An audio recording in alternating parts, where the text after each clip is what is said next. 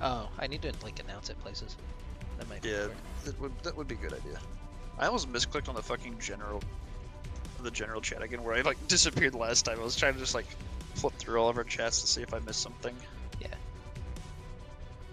Lane might be, well, I don't. He's got time. It's okay. and it's just in the GetRect server. I don't really care.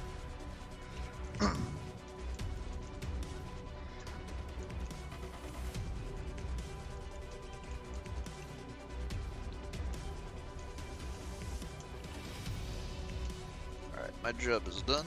Goodbye casual esports. And goodbye Sentinel server. You're just leaving the server? Yep. Oh jeez. I gone. They don't need me for anything anymore. Hulk needs to stay in there so he can get his MVP flare. I mean, let's be real, he doesn't care and was gonna try to get himself banned if we made it to finals.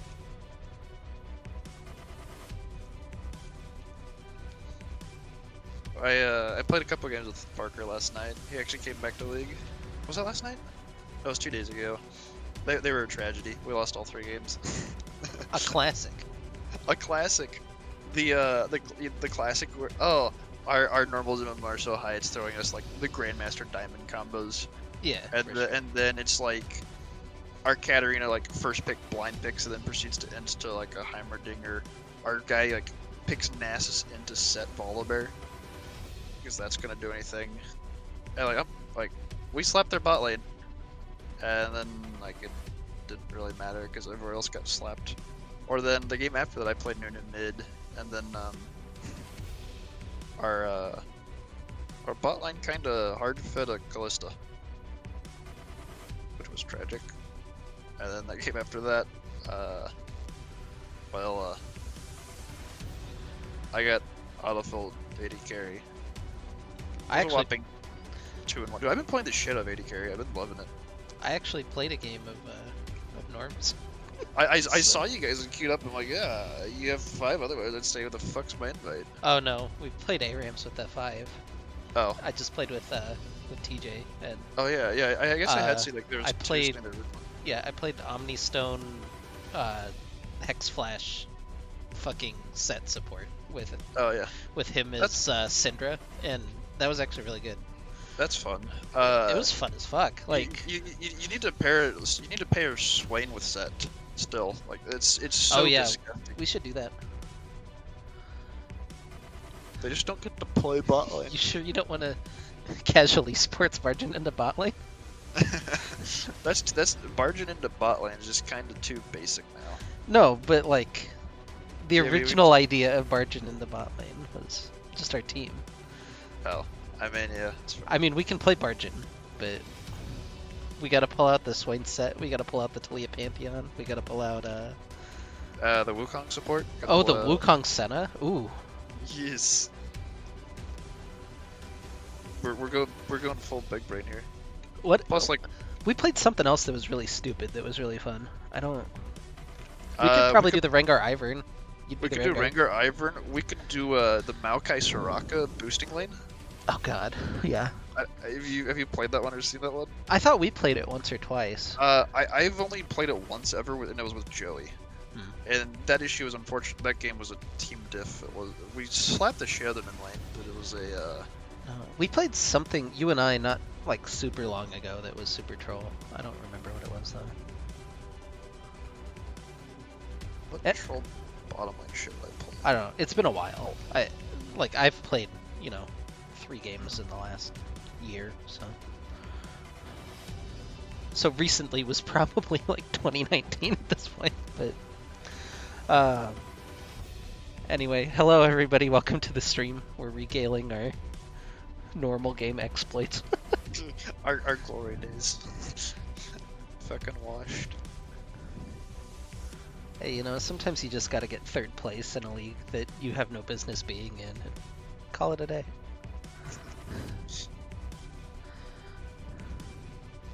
We got our Ziggs Pike moment. That was all we needed. Yeah, we got the one little pop-off play that felt good. It felt good for me. I don't know about you, but it I was. I felt fine. I saw my ult do a billion damage, and then Mordekaiser just kind of walked from a bush at me and killed me I, because he was a tiny bit fit. I enjoyed just kind of hopping in and pressing the R button and not missing because they used their flash in the last fight. It's a good time. Now I'm really trying to figure out what else we would have played bottom lane. Oh, you're gonna make me look through my match history, aren't you? No, I mean maybe. It'd probably be easier for me. It'd definitely be easier for you than me. I love accidentally winning TFT games. If we're speaking of match history. Oh yeah, I actually did one today. I was just on the alt account getting the 6 Darkstar mission and just won. Yep. That's exactly what I did. Yesterday I was like, do I do 6 Celestial and 6 Darkstar? I'm like, Darkstar's gotta be so much easier. So I go for that and go like it was like 20 health on a dream, just like one streak, like just one streaked it out. Yeah, it all ended. Well, I got a tier 2 Urgot, which is basically just an auto win. And like it didn't fit into my comp, like it had no synergies with anything. I was just like, yeah, tier 2 Urgot, here you go. And have you seen how they're reworking Urgot? Or I saw that they're like labeled him as like adjustment for 10.1.4. I just don't know what they're doing. I mean, I hope it's something, because like you either get Urgot and win, or you don't get Urgot and you lose. And it doesn't matter what comp you have, you just need to put Urgot in it. When I won yesterday, or accidentally, the guy I was against had an Urgot and I did not have an Urgot. But Sounds fake. I had enough damage that I could lose like a couple of frontliners and damage dealers, and he would still just get blasted even though he was level 2. Yeah, So I hate it because I had been playing nothing but mech Sork, and like you just run into an Urgot and it kills your mech, and it's like, I lose the game. All right, cool. Yeah. With what did I have? TFT match history. I know I had this was my first time actually ever going for like a Zinzal that like you kind of use as a carry. And that shit was kind of broken. I didn't realize how broken it was until I just slapped the shit out of it. Yeah, so like 6 Darkstar, so I had like a level 2 Jarvan, level 2 Mord, just a level 2 Xin, who had a level 2 Karma shielding him. I had a level 2 Shaco with like an IE and a Hand of Justice. Had a Vi, Jhin, Xerath, and Lulu. And the Xerath I happened to get to level 2 at the end. Did I jungle Senna? That sounds special. I went 10-2 and won the game. I'm gonna look at this game. I got distracted on the way to finding. Oh. It's 45. I don't know how much of like a time schedule we're on or how. Oh, it was a bot game. Okay. Well. Oh. That would explain that. I was like, I went 10-2. I had a warrior enchant. I guess I just played Senna jungle. All right. Welcome then, ladies and gentlemen, into the RotM replay. Return of the Middle Sticks review. I'm not really sure. I'm Meristematic. Today is Wing Nation. Our first series that we have is the Diamond team taking on XD, which is a battle for playoff seeding, supremacy, a whole bunch of stuff, basically. I'm going to pull up the standings really quick so that I don't misspeak, but XD and Return of the Middle Sticks both come in at 5-2? That's not right. XD was 5-1. RotM was 4-2 coming into this week. Would be correct. That would be the right number of games. God, these standings are a mess. Okay. So yeah, if RotM wins, they have a chance to jump some teams, in and do some things. If they don't win, they're going to be locked into the 4th seed, which you don't want because then you have to play Stuck Gaming, who's undefeated. So yeah, that's what's on the line. I know the heavy sigh. They shouldn't be undefeated, but yeah, I was gonna say I feel like RotM is definitely better than Stuck Gaming because that was a series I had to sub in for and did not feel like horribly outclassed. That just was I feel like if you go from me switching to Prodigium, like I am well at the time I was like I wasn't playing 80 carry and played literally 3 games of warm up, and I'm a plat player and he's like a diamond 2 diamond 1 80 carry support player. Like he's a little bit better than me. So I feel like that's kind of a big difference if they play each other again. Yeah, you've got that. You've got the tough loss to GSM as well. Both of those not on our stream for various reasons. One was casted on the GetRect channel, and the other one was before we started casting. So conveniently haven't shown either of RotM's losses. But um, those are two potential playoff opponents. This would be the third one, and we'll just kind of see how it all shakes out. It does potentially come down to game score. But we'll have the big official reveal that's already been revealed at the end of this, so whatever. We can pretend like this was in the past. So, on to the Rift for game number 1. We have question mark XD and Return of the Middle Sticks. If you're ready, we'll go ahead and count it down. Yep. All right, 3, 2, 1, go. So on the blue side of the Rift, wearing the blue health bars for game number 1 will be question mark XD, and the top lane Mechanical Reaper in his return to GRLCS competition, playing Malphite. Doc in the jungle on Skarner. Fiction, aka Fictition if you watch any GRLCS streams for some reason. He's on Azir, and Let's Have Fun and Curb Stomp in the bottom lane are Ezreal and Karma. And you probably already know them, but our RotM Diamond squad, we got Liposuction lane up in the top lane on the Volibear. We've got Tendies on the jungle, Echo, that dang dude on the Vel'Koz mid lane. I didn't realize his last name was actually Dang, so like more respect for his name. I just realized that like a couple days ago. Prodigium and Maximus on the Aphelios and Lulu combo because 200 plus years and an e-girl. 200 years of purple, potentially. The Aphelios Nautilus combo is the best one. That one's 200 years under the sea. You gotta have your cute duo names, you know. I don't know what Ezreal Karma would be. It's not that common, so we don't have to give it one yet. That was some super weird invades. I don't know. Like, I kind of see the plan if you're looking to catch out the top laner, maybe in the side bush. If they're doing a 5-point, I don't know about that invade that Return of the Middle Sticks was doing. And then also kind of weird is question mark XD going just for the hard force on the enemy red buff. I guess they're really wanting to keep tabs on Tendies if they can. I don't know. What do you think? I mean, I feel like that's like a general strategy. Keep an eye on Tendies because a lot of games he has a habit of popping off and just like making the game unplayable for people.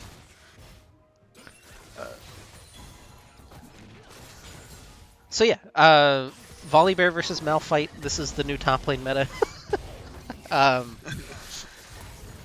I don't mind this matchup super much for Malphite. It seems like it would be okay. Volley is pretty annoying in most matchups, but it's at least workable for Malphite, especially for a tank matchup, as Volibear just kind of slaps most of the other tanks that exist. I don't know. I'm not a volley expert. I won't pretend to be. I played him for the first time yesterday, and I was in the jungle. It went pretty well, and I feel like he's a very broken champion. But I can't speak for lane Volibear. Yeah, Kirby's getting some good harassing with those inner flares from Karma. Inner fires from Karma? I don't remember. Anyway, Prodigium's taken pretty low. He gets ignited, forced to flash away. And that's actually just a huge amount of lane control for Let's Have Fun and Curb Stomp. Pretty sure Inner Flame is Karma's Q, so you're pretty close. Pretty spot on. Whatever. Yeah, who cares? Close enough.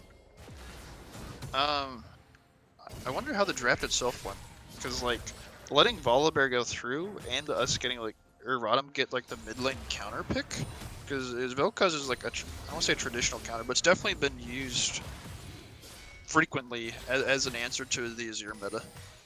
Yeah, I would imagine that would be your ultimate counter pick, would be the Vel'Koz. They might have showed the Echo, and it might have even been a little bit of a bait into it. I hate that we can only really speculate on the draft for some of these. Well, that's the thing, is I don't feel like Azir and Echo is not like a super good matchup for Azir either. It's better than the Vel'Koz matchup, but it's still annoying. And even if like you ult the Echo off of your face with the the Azir shuffle or the Azir, what is it? It's like shifting sands? No, that's his E. So it's the Emperor's Divide. Emperor's Divide. Yeah. Like the Echo just can chrono break back and still keep slapping him.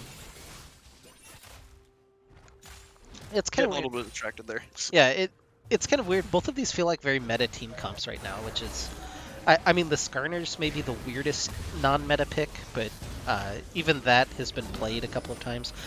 Kirby's going to get snared up by the Snary gun, but let's have fun. Arcane shifts in, is able to take down Maximus, and that Ignite hasn't finished anybody off, but now Tendies is here. He hits one, he hits two. It's a double kill. Well, it's 2 kills for Return of the Middle Sticks, but now Doc comes in, just going to layer in with some of those Skarner Qs. He actually can't finish off Tendies just yet. He jumps back in. That was a little bit risky, but it works out for him in the end. 3 kills for Return of the Middle Sticks in the bottom lane. Nicely done there. Just a simple, originally just 2v2 outplay, and then you got Tendies coming in to clean up, pick up a couple kills there. Lane did blow teleport and didn't really get anything for his time, just extra security on the kills. But you know, Tendies is gonna pull the trigger even if it's incredibly risky. So in that case, it happened not cost him his life. But, yeah, I think the teleport was necessary for the overall play because it forced Skarner to kill himself essentially. But it does suck that he didn't get anything for it. Although, look, he's coming back to lane. He's still even in CS with the Malphite. It just might be kind of a worse back timing for him. Possibly worse back timing, possibly some XP as well, depending on where they were. On it, like pretty good fight there from the bottom lane because like Ezreal got his first base off, and you know it's Ezreal. He's got to get his tier first, and they had to base so early. Like the Ezreal wouldn't go into pickaxe first, just simply because he didn't have the money to do that either. So you're at a net even during that fight, even though you're a bit behind from the really early pressure from Curb Stomp. Yeah, so now Prodigium comes out pretty significantly ahead with the BF sword to the tier, and we'll see if they can use some of that pressure. Interesting, Maximus is going first for the Forbidden Idol, rather than getting boots early, so he might be looking a little bit more for just sticking around, helping out as Aphelios in lane. Yeah, I mean, there's obviously a lot of harass from an Ezreal Karma lane, so you just kind of help keep him alive and treating Lulu, I guess, let's think Season 7 meta, because the answer was simply which Enchantress got their Ardent Sensor first, and that's what we might see here is like a complete neglection of boots just to get the Ardent Sensor. Yeah, I don't know that the Ardent, you want Ardent Sensor on Karma, but I don't know that it benefits as much on the Ezreal as it does on the Aphelios. I thought we were talking about the Lulu, sorry. Well, yeah, oh, yeah. But if you're... Yeah, definitely rush it for the Lulu. That's good for the Aphelios. But I think even if you were on the other side, you don't necessarily need to look at that super early for Curb Stomp. That's what I was saying. Yeah. Oh, yeah. Definitely when... Yeah, it's not like a Season 7 where both supports are racing towards it. It's just... That's how I imagine Maximus is treating it. It's like, get me my Ardent Power Spike for the balanced marksman.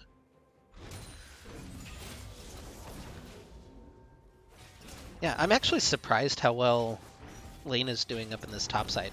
Just with that TP that basically netted nothing for him. He's up a small chunk of CS. He's got a decent... he's had this lane frozen in this particular spot for pretty much the whole lane phase. And so if Tendies can free up and get a good gank up there, especially if he can blow the Malphite ult at some point, it just seems like he's got really good lane control on this Volibear right now. Yeah, and I feel like that would be a very doable gank as well. Yes, the Malphite has a really early Bramble Vest, but Volibear does a solid amount of mixed damage, and Echo's obviously magic damage, so you have a lot of kill pressure on that Malphite. Now you could almost consider the Malphite somewhat squishy. He's still a little bit of a meatball, but he's relatively squishy. Yeah, plus you can negate the turret with the Volibear ult if you absolutely need to finish off the kill or to dive. Just a lot of options up there in the top lane just based on how lane's been playing that. Look at this though. The Chakram's stacked up for Prodigium. He flashes in the exhaust. He just deletes Let's Have Fun. 200 years in the bot lane. Jesus. Oh. Man, Prodigium got the super OP weapon combo. You got the Severum, you got the Chakram, and ooh. And the Lifeform Disintegration. Oh, the Tick actually takes down Fiction. I thought he was out, but he's down. Tendies is just invading the blue buff. It's wins all over the map for ROTM. That mid lane right there. He's just taunting him. Why did Doc go back in? He knows he's still there. Now there's a tentacle boy over here too. Tendies is gonna take him down. Kirby's here gonna root up Tendies, but he still has ult. He still has smite. I I just don't know why would you walk back in there as Skarner. You're level 5. You saw that Tendies was level 7. You just can't. That's just no. I don't really have much to add there. That's just a big question mark. Like, hello? You good, Duck? Yeah, I'm not sure. So, oh, well, there's a Ooh, teleport in the okay. bottom lane from Mechanical Reaper. Prodigium's going to try to 200 years his way out of this, but doesn't look like he's going to be able to. They will finish him off. Now the ult on to Maximus as well, and Kirby will pick that one up with the Mantra Inner Fire. Nice teleport ward. Nice, like somewhat of a trade back there from Reaper, helping the team get 2 kills. I feel like Maximus probably should have just accepted that Prodigium's dead and needed to get the heck out and save himself, reduce the loss. But we are getting a plate back on the top side. Yeah, he also still has his flash up. It's really hard to flash that Malphite ult at close range, but doable sometimes. So just maybe not quite expecting maybe the damage and the follow up there. If the Vel'Koz had his ult there, that was another kill. 100%. That is we're starting to see, like, when we've got levels into Vel'Koz, why this is such a strong match for the Vel'Koz into the Azir.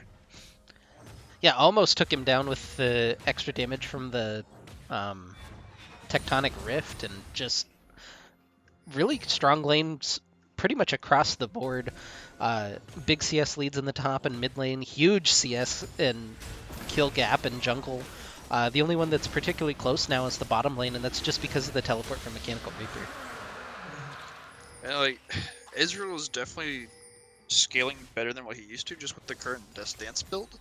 But you don't outscale Aphelios. Aphelios is, I mean, everyone memes about the balance, but he's a disgusting champion that has tools for almost every situation. Oh, nice flash from that dang dude, but he's going to get pulled back in by Skarner. Damage from Fiction trying to come out. Extra autos, he gets stunned up. That was really nicely played by the by Doc Skarner. But now Tendies is looking for blood in the bottom lane.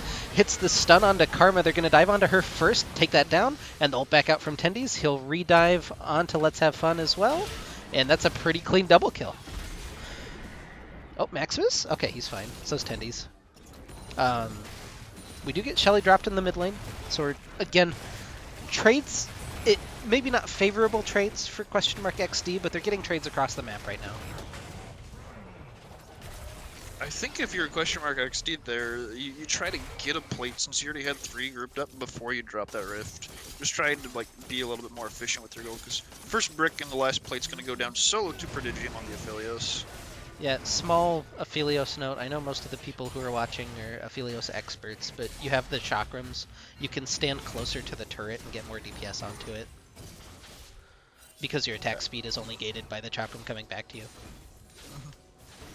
I didn't see the gold before that last plate went down onto the Prodigium, but at this point he is sitting at like a 1400 gold lead over his counterpart. Lane going in on the Mechanical Reaper, doesn't look like the best trade for him so far, but he's got the ult still. So does Mechanical Reaper. Have to be a little bit careful now. Kirby and Maximus going to engage in some supportal combat over a ward. Lane going back in, does pop the ult, finally gets the stun. Mechanical Reaper still has his ult, he's just holding on to that. Doc's coming in. They should be able to turn this. Mechanical Reaper's just leaving for some reason. Well, now he comes back in. It didn't even need the ult. Yeah, I guess now he's just saved it for later. That was the big brain play, rather than the 100%. And since Lane did blow flash there, you can make a really easy, like, repeat. Well, I don't know about really easy, because it's still, like, 2 tanks trying to slap a tanky bruiser. I guess Juggernaut is what Volibear, I think, is classified as now. Fighter, Juggernaut, something like that. But doesn't have that Trinity Force completed just yet, getting very close to it. And that'll be the big power spike for Lane's Volibear that we need to see. He actually teleports back to the top lane. I don't know that I love that timing on the teleport, because now you're going to have that dragon up in 2 minutes, and he's going to have to walk down for it, or risk Mechanical Reaper having teleport advantage for it. We got to see a brief bit there of the really fed Aphelios plus the, as I guess a lot of casters say now, white gun red gun combo. But your 7 chakram is just disgusting with how quickly you can stack chakrams, and they apply on every auto attack. For as like a lot of people just don't understand, like, where's this damage coming from? It's all those like little mini chakrams just kind of like zapping. Like, say you auto, like, I see all the time, it's like auto attack for like 300 damage, and then the 300 damage from chakrams follow up. Just like, what? Yeah, Mechanical Reaper just gonna slap up lane a little bit. That's starting to go a little bit back in Aphelios' favor. Now Doc gonna pull the trigger on the ult, and he can't quite get the Aphelios ult off for the heal, so not able to 200 years in return, but good play by Doc to get that. Now the Super Soaker comes out from that dang dude, not able to hit that Tectonic Rift. Now just gonna pop the ult and actually kill him though. Didn't need the CC.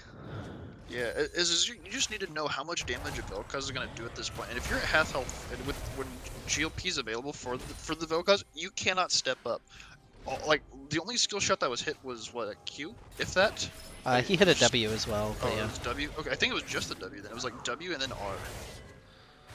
Doc's found Maximus. That was a decent chunk of damage, but he's got nothing to follow up. He can't get any more aggressive. Let's have fun and curb stomp. Are going to take down the bottom tower, though. Even up the tower count 1-1, but it's still 3,500 gold lead for Return of the Middle Sticks. Do want to see them group up and get this mid tower at some point, though. I think most importantly here as we start approaching this dragon fight is we just have to keep an eye on Tendies and, like, the difference between him and Doc on the Skarner. Skarner I don't think has the fat... I mean, Skarner's got a decent clear now, just with the movement of the spires from a while ago. But, like, we're seeing a 50 CS gap in the jungle, and plus the 5 kills on Echo really helps. Yeah. But so... I think the biggest deal going into this fight, just to interrupt you for a second, you have no Malphite ult, you have no Skarner ult, you have no Azir ult for this potential dragon fight. Like, that's just...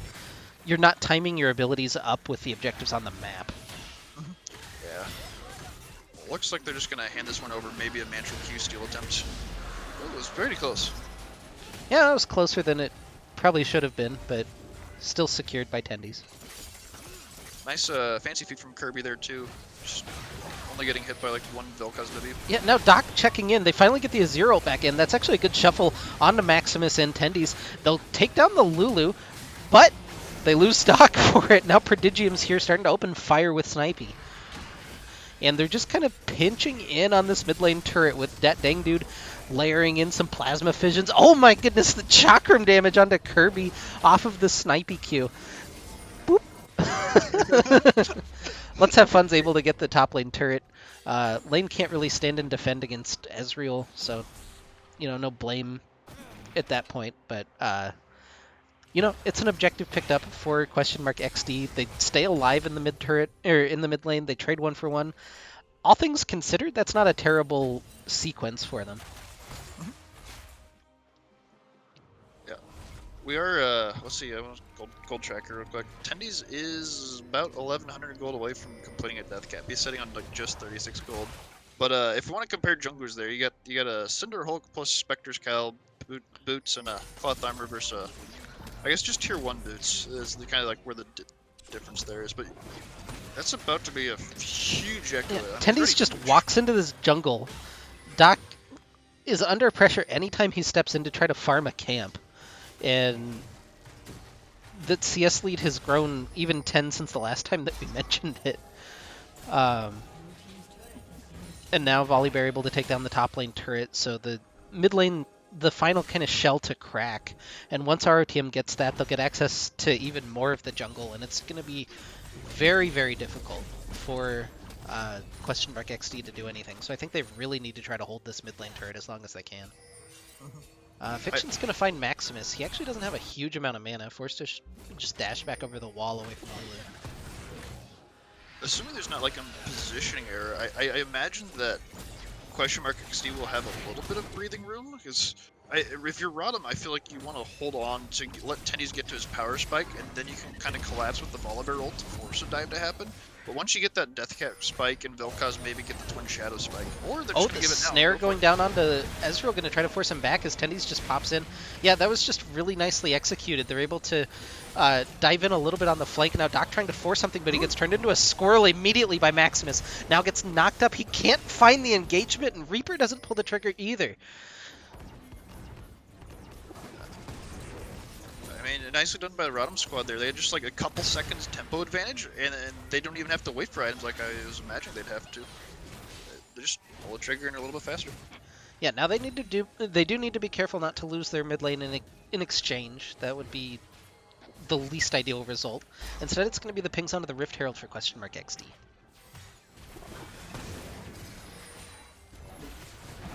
It's kind of weird. There's no shorter way to say their name. Like, that's just... There actually isn't, yeah. I guess you could drop Mark, just be XD.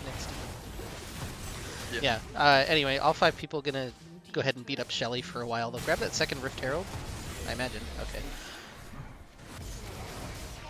So now they have all the tools they need to break the mid lane turret, which is nice. But I don't know what else that really got them. Not much of anything. I think if anything, we've got dragon spawning here in a minute 10. You could always use that rift as a bait to try to like get back a dragon. Because if you don't lose a dragon, then if you do give that cloud drake, if you're question mark, or I guess question XD, then you're looking at possibly giving up a 26-27 minute soul. Yeah, and a cloud soul for Echo. Yeah, in particular. But... yeah, Echo cooldown, ult cooldown will be like what 26-27 seconds once he's level 16. Maybe it's 32 seconds, but it's low. He can ult every minion wave. That's all I need to think about. Yeah. Yeah. Yeah, lane's actually having a rough go of it up in this top lane. And in terms of the 1v1, Doc gets just chunked through. The Lifeform Disintegration Ray coming through. Tendy's just able to ult back. They use the Moonlight Vigil just to zone everybody, but now lane jumps forward, trying to finish off Reaper. They use the Unstoppable Force. It will just bear him down and take down the 1v1. As I was talking about him having a rough time, he gets the solo kill up in the top lane. In the other part of the fight, oh no, the Rift Herald got summoned. I think he was trying to ward, and he just dropped the Rift Herald instead. Yeah, so their big win from that fight where they went even is gonna just go down. Oh my goodness, he's just 200 using him. The kite, the shield, the flash from Maximus able to save Prodigium. The heal from Severum is just too much. And the exhaust on Let's Have Fun means that he can't pick an even fight. They take down Shelly as well. They'll turn onto the Cloud Dragon. Lane is just up in top lane doing whatever he wants. He's a bear. Yeah, the game's definitely looking like it's completely in RotM's control now. It's their game to lose. 6k gold lead, 3 dragons. They're getting side lane pressure there. Tendies is on that Deathcap spike. Nothing can really match him at this point. Oh, the ult over the wall. Fiction gets chunked out. Tendies is going to follow him. The Q isn't quite enough from the Time Winder.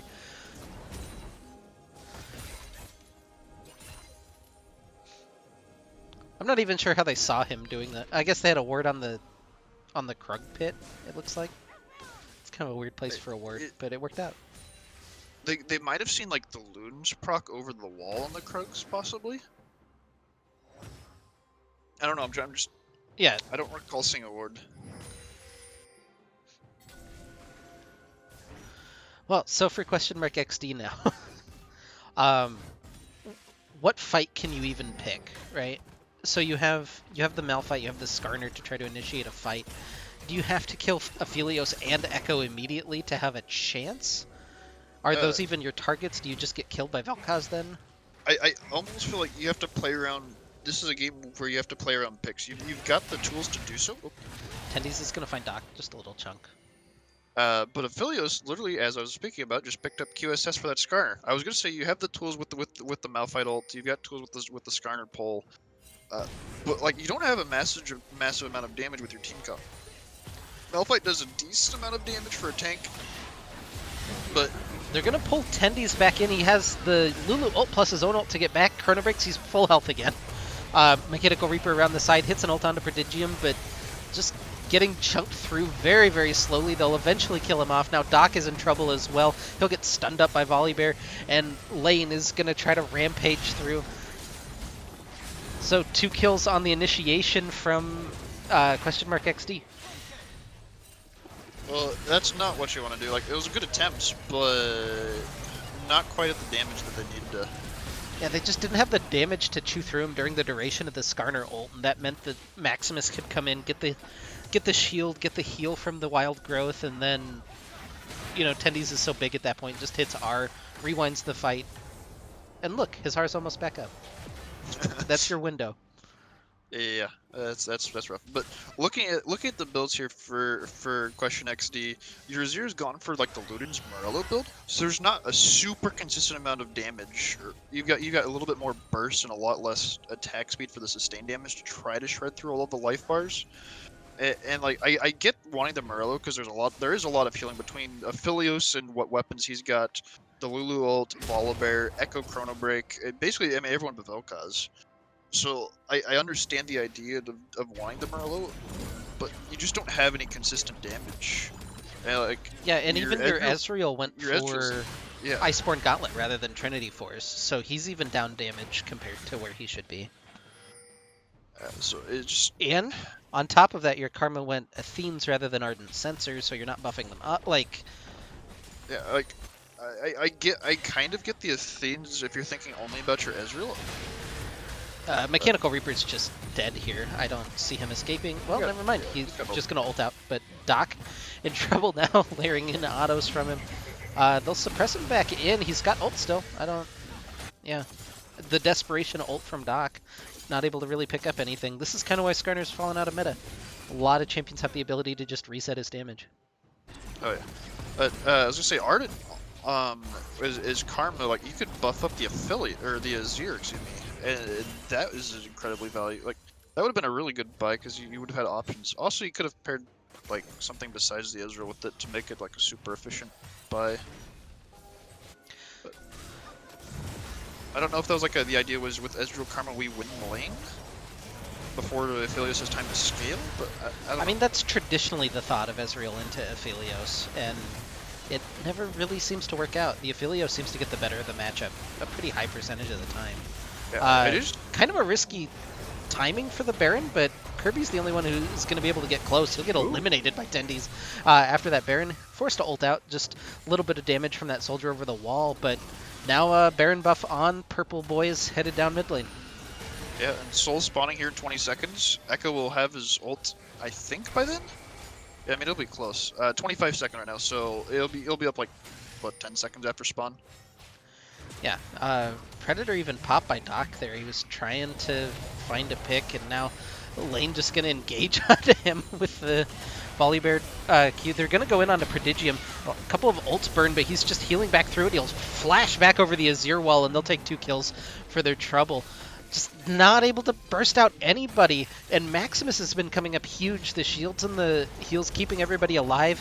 Prodigium's had Severum at all of the times that he's really needed it. Now Tendi's going in, looking for a little bit more. Gonna get the shields on top of him. Still has the ult on the Chrono Break. He'll jump back. Now Kirby's dead on the front side of the fight. On the back side, the Mechanical Reaper falls, and Return of the Middle Stick's just popping through the base.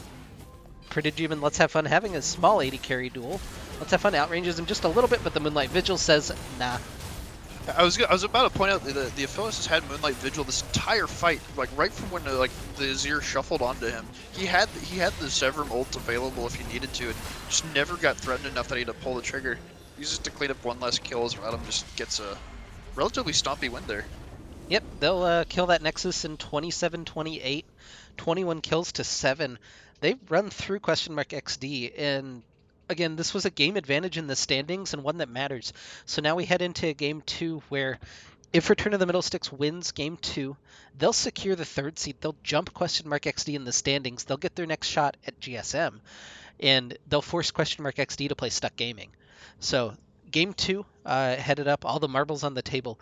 If Return of the Middle Sticks loses, even if they get the match win in the game after, game score would knock them down a peg. So pretty important game number 2 coming up. We'll take just a short break and we'll be in with that. I'll be back in just a sec.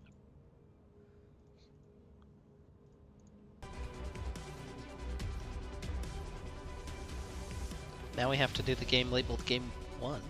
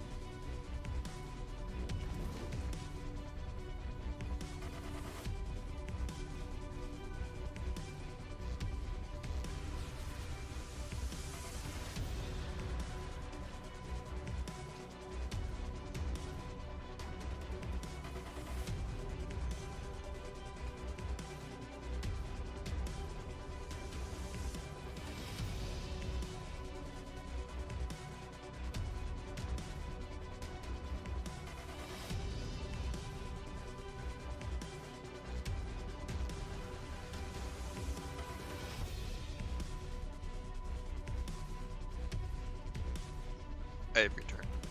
And game's loaded. All right.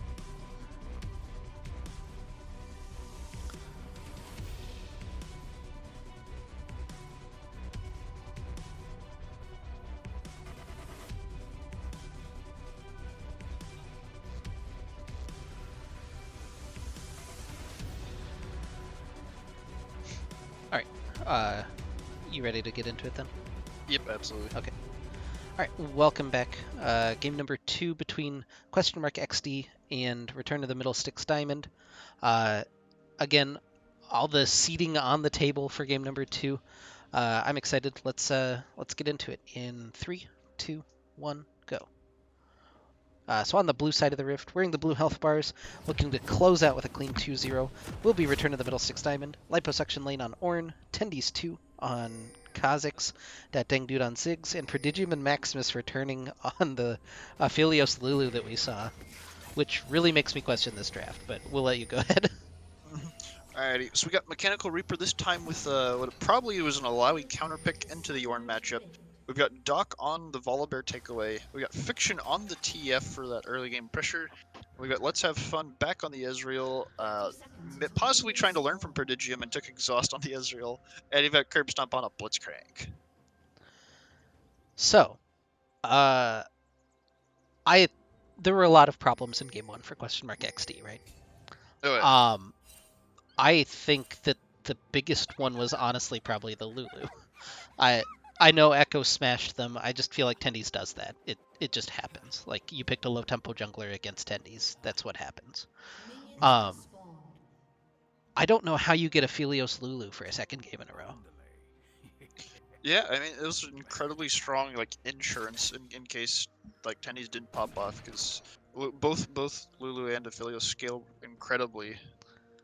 And, like, with your... I don't know whether they needed, like, more support bottom lane to help the Ezreal Karma, like, get ahead last game, or... I mean, they didn't make plays bottom, but it was always answered. Yeah, I just don't know about... you still can't kill Aphelios, and you still can't kill Artillery Mage with this team comp. So that's my big question. Like, you have some map control, you can maybe make some plays with TF, like, that's kind of cool. The Blitzcrank is, maybe your way that you kill the Aphelios, you pull him away from Lulu. I can see it, but I can't see that working consistently.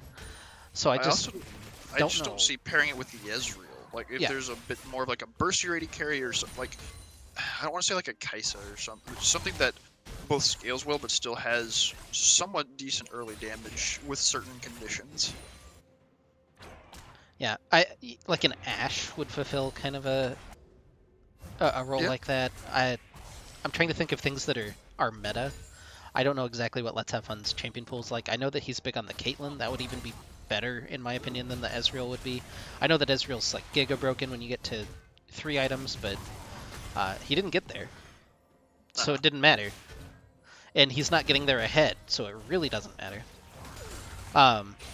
Anyway, Lane took a pretty good trade against Mechanical Reaper. This should be a really tough matchup for Ornn early, and already that's 2 trades that have pretty much gone to Lane. I do want to point out that Lane does play a decent amount of Alawi, so it's not like he's unfamiliar with the champion or strengths there, but it really is a difficult matchup. I know that every time, like, back when we were on the same team together, and he spotted the Ornn pick, he was like, Alawi. This time he gets to be on the receiving end of his own little, I guess, fun lane. But yeah, other than that, I feel like the same strengths and weaknesses that we had last game are kind of present. Like, that was enterprising. But the matchup in mid feels kind of similar. The Ziggs into the TF kind of plays out the same way as Vel'Koz Azir, right?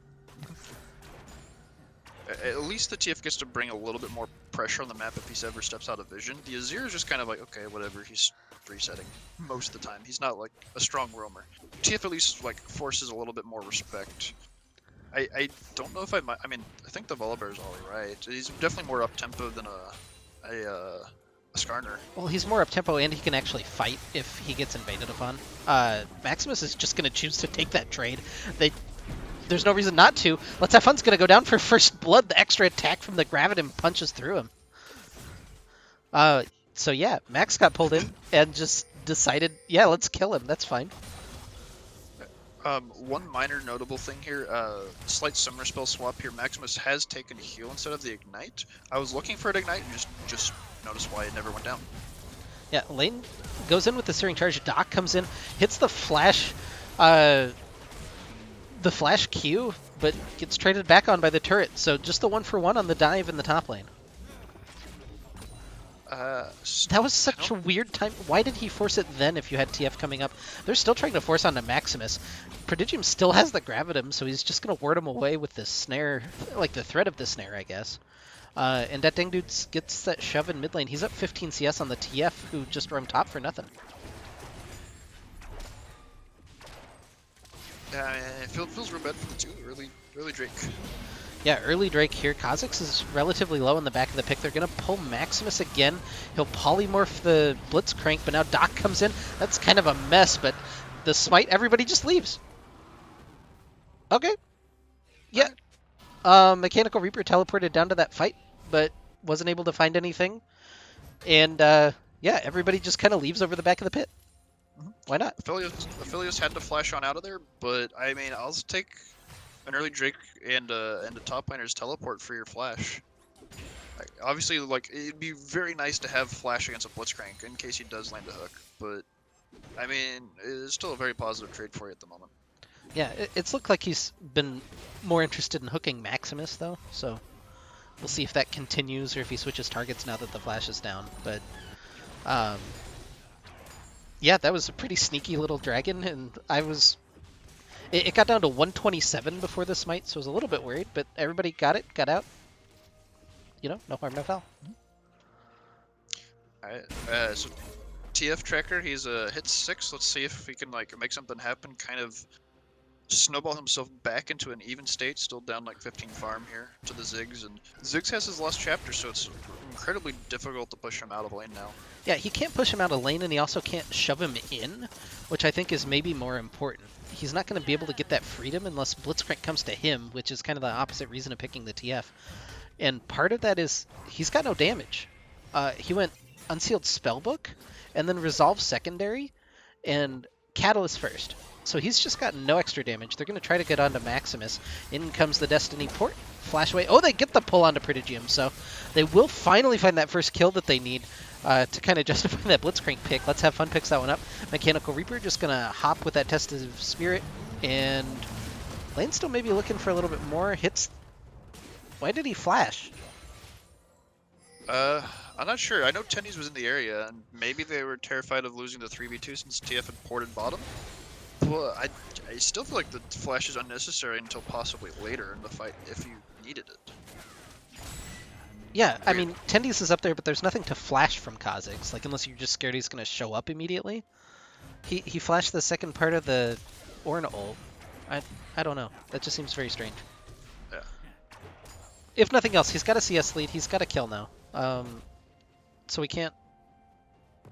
Like, he's in a good spot. So we'll have to see if missing that flash really comes back to hurt him.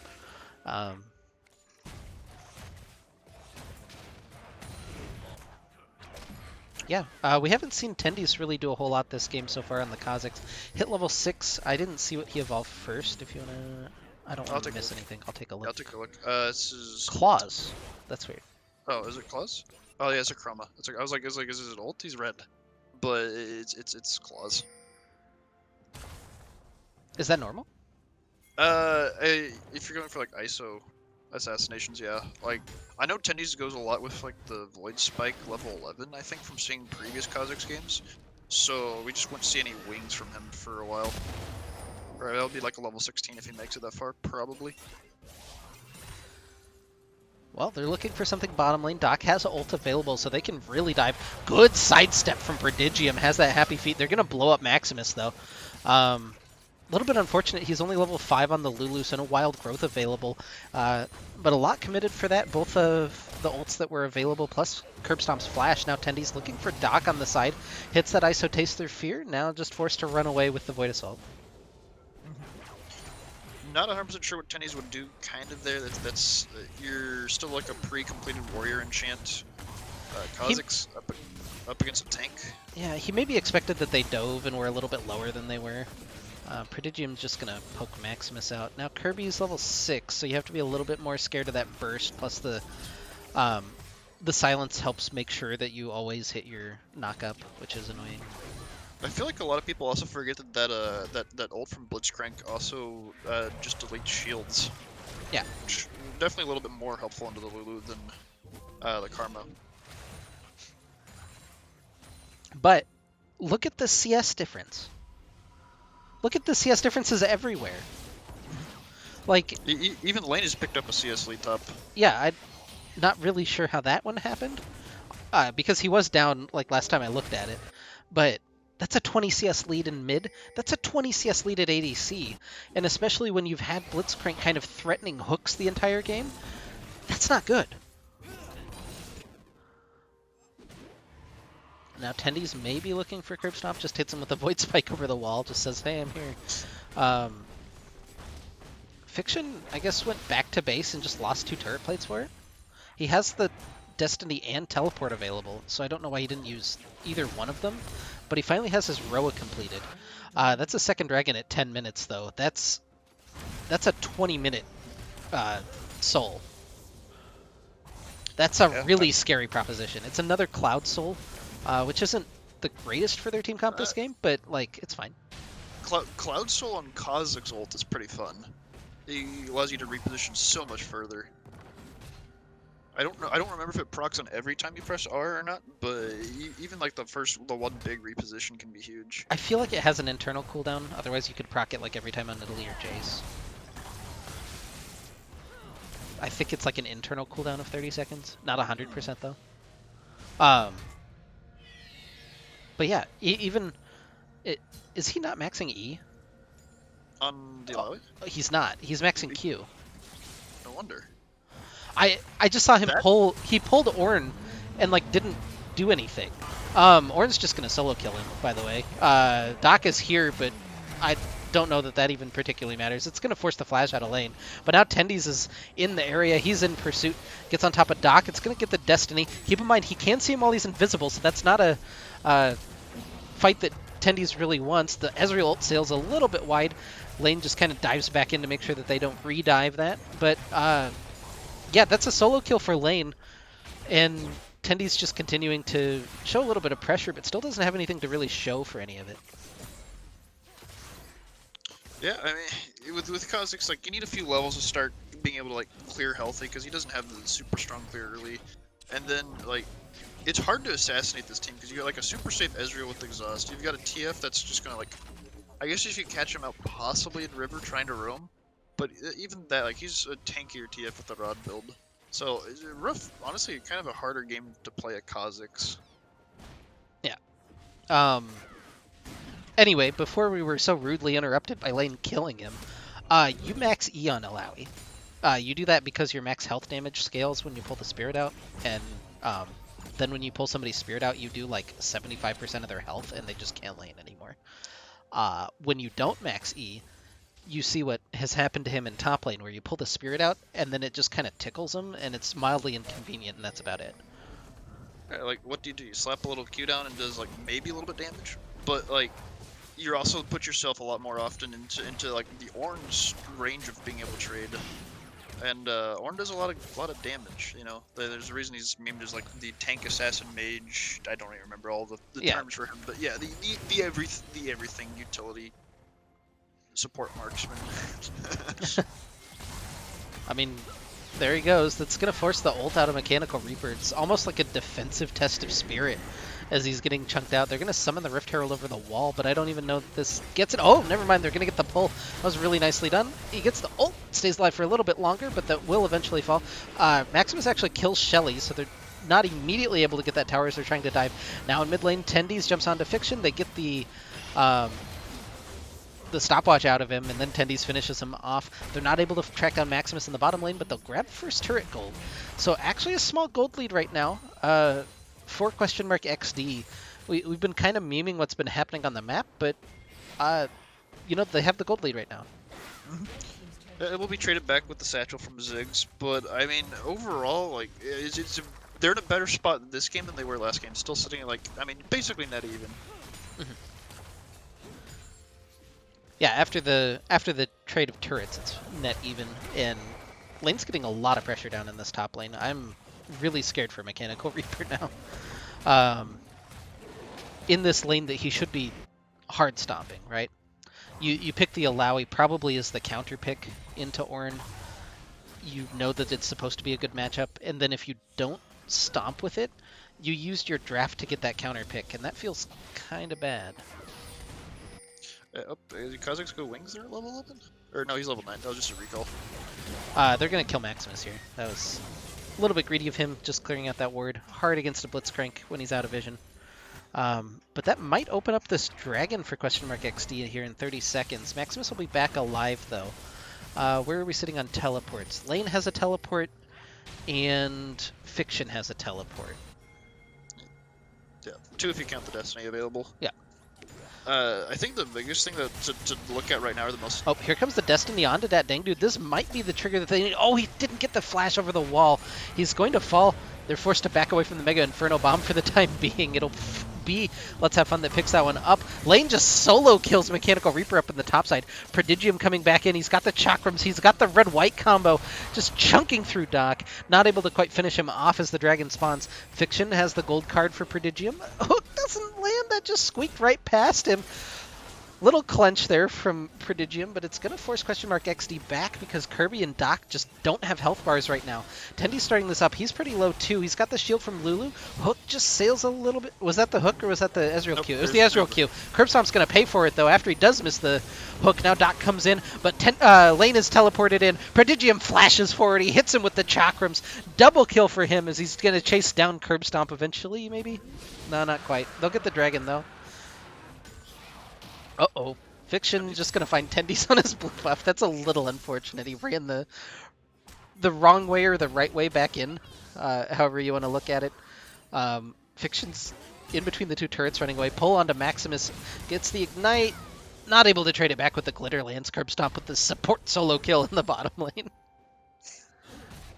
And this is definitely, no matter what happens this game, this is definitely a better performance from Question XD's bot lane. Having a little bit more impact on the game. The Ezreal, we're about to see a fat buy from the Aphelios here, but the Ezreal has been sitting on 2 items for a bit compared to just the Infinity Edge for the Aphelios. Now a bit more even, but again, Ezreal has a little bit of money to spend himself. Oh, never mind, he just spent. I lied. He bought full boots. That's what he bought with it. I was wondering where the money was.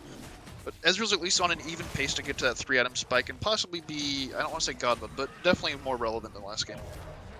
Yeah, and I like, again, the adaptation, you've mentioned it before, but having the exhaust this game, especially against Tendies' Kazakhs, is going to feel pretty good. Lane's having a really good game up in top lane, though. He's 3-1 now. He's had control of that lane.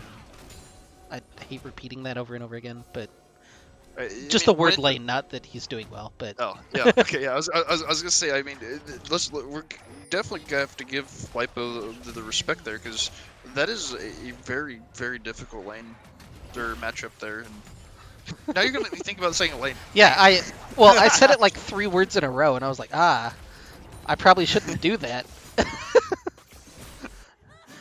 Rift Herald being taken by Question XD. At least you say Aikato's name correctly. Lane hasn't, ruined that for you. They're trying to find Prodigium, maybe. They're going to take a second Rift Herald. So that's actually a 100% Rift Herald take by XD this series. They've gotten 1 turret with it. With 3 Rift Heralds.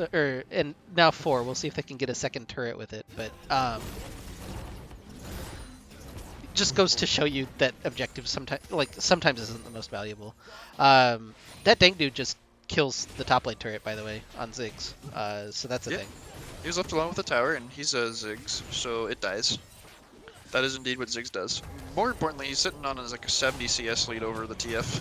Maximus might be in a little bit of trouble here. Lane is in the area, going to collapse in. Doesn't quite time that gate correctly. Maximus forced to use that wild growth on himself. They're going to keep him in the Mega Inferno Bomb. The knockup from Lane is pretty good. They're going to separate Fiction from the rest of the team. Tendies jumps in, grabs that kill, and that'll ward the rest of them away. They initiated on Maximus, and they find only their death. Tendy's maybe looking for more. Gets the Chilling Smite onto Doc. I don't think he can track him down. Lane, oh, didn't quite have the length on that Searing Charge. Doesn't have the knock-up. Prodigium just going to layer in some with Snipey and Flamey. Yeah, TF just kind of porting in and found the Assassin Tank Mage once again, and everyone's being reminded once again that Ornn went ahead is incredibly difficult to ever do anything against because of how strong he is. And it's hard when you funnel in as this team comp for XD into that little choke. I'm not going to get to talk about it because we're going in, we're going to try to tear through that dang dude, but he satchel charges back away, he's still alive. The Ignite on Maximus isn't quite enough to keep him alive. They trade 1 for 1 as they're able to kill off Doc. Tendy's is just hanging out around the side trying to see if somebody low wants to walk close to him. Has the Void Spikes on level 11 like you mentioned. Yeah, I think Tendy's is kind of identified he's more of a supportive player this game. Yeah, Fiction gets chunked through. They're going to pull Tendy's in with the Blitzcrank hook. Prodigium able to finish off 2, but now Mechanical Reaper going to town just a little bit. He'll find 1. Prodigium trying to kite this one back out. Has the snare. Lane just trying to get him a little bit of distance. It's a pretty even trade across the board, actually, as they're able to take down Tendy's. But that dang dude just teleports back into the fight. Here he is. We do have Dragon spawning in 45 seconds. This is Soul Point for RotM once again. True Shot going for a pick? Nope. Not quite. Yeah, I don't even know if it was for the pick so much as just stopping the recalls so they could set up for Dragon, but... there were some super low health bars still. You had the chance for, like think of how low Prodigium was on the affiliate. Yeah, I guess so. That would have been a kill. Max is just watching Doc take the Scuttle Crab. Oh, hey, bud. I guess you can have that.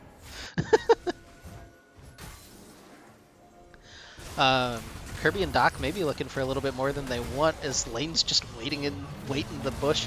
Has the Ornn ult as well, knocks it through a couple, and that keeps him in the center of the Ziggs ult. That'll chunk through a couple. 2 kills for Return of the Middle Sticks, and it's like all these little skirmishes are just going the way of ROTM. It's been a fairly even game to this point, but it's just the 1 kill, the 2 kill advantage is now starting to add up for ROTM.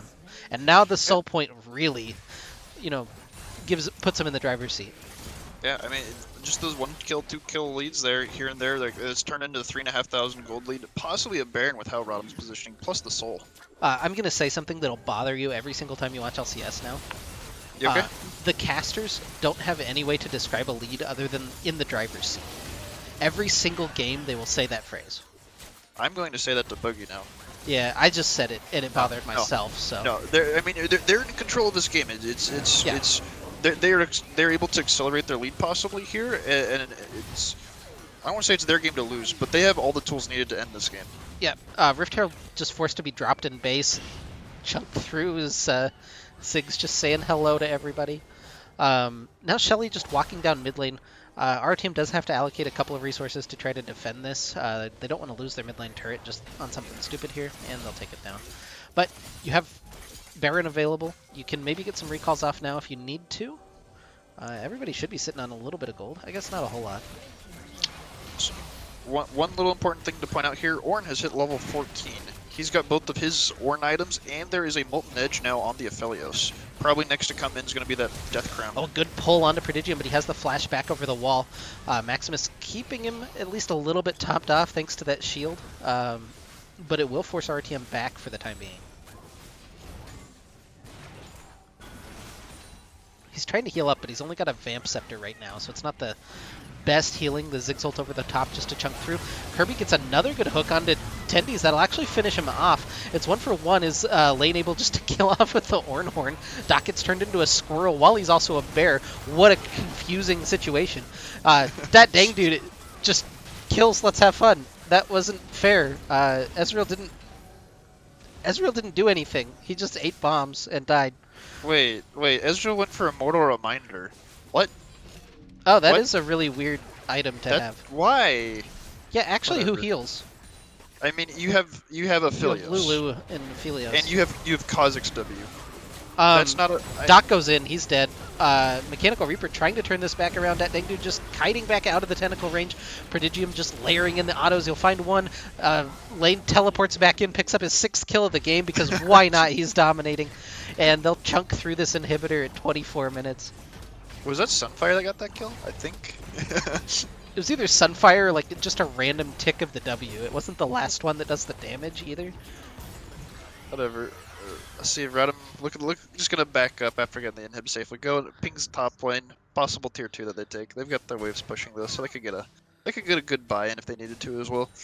Yeah, they still haven't actually gone back to base since the Baron, so it's been a minute. They've got a couple of towers since then. If you take a look, I guess it's only Prodigium and Maximus that haven't been forced back to base, so... Oh, he doesn't quite have enough for the full Death Stance. He gets all the components of it. I don't remember what the combined cost is, but he's close. Really, really unsure why Let's Have Fun did not go for Death Dance third item.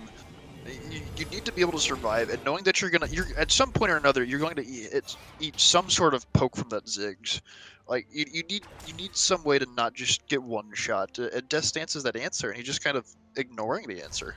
Yeah, and even if you don't want Death's Dance for some reason, you still need Bork.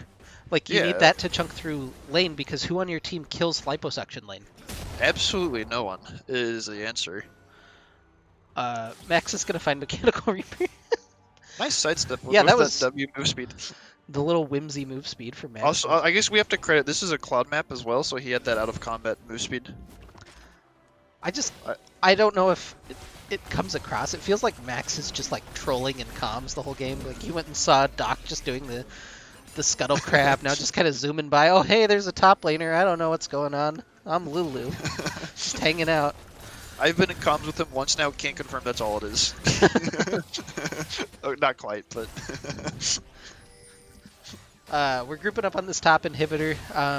You have minions pushing in mid. This should be a relatively free take. Lane gonna take that demolish proc.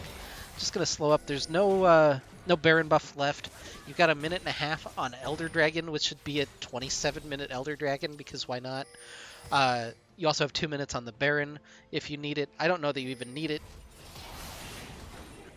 Tendy's kind of poking with the Void Spikes over the wall as they escort in another minion wave. They just need to get it down to about a quarter so that you can execute it with the Ziggs turret.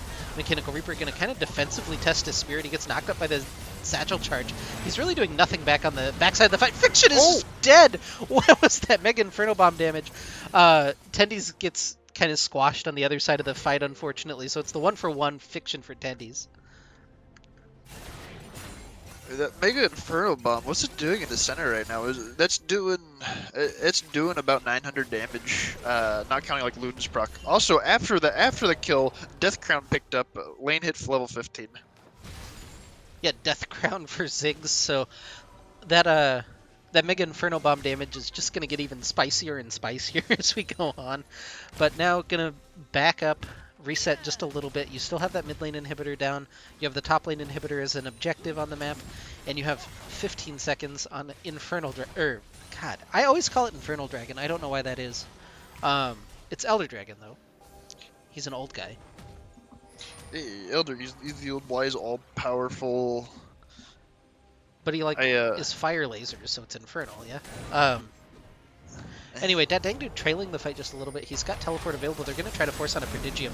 They get the gate with the gold card. They'll pull him back in. He has the stopwatch just to buy a little bit of time. Maximus flashes in for the wild growth, but it's not quite enough. Mega Inferno Bomb over the top only hits Mechanical Reaper on the backside. Lane is just... he's tanky. There's no words to describe that. Doc gets chunked through. Tendy's cleans up one on the backside of the fight as he takes down TF. Lane is just bullying his way through this fight. He'll get the knock-up. They'll get the kill onto Blitzcrank. Tendy's flashes forward, finds another. 2 for him now. Doc will fall as well. The triple kill for Tendy's 2. The teleport into the base. That'll be the game, and the series going to return to the middle sticks. Eventually. There's might be a little bit more drama happening. As Mechanical Reaper just trying to get back to base. Lane flashes forward for the Searing Charge. They'll get some knockups on him. They'll turn him into a squirrel. Tendy's will finish this one off. Oh, Maximus is going to scumbag and finish it off.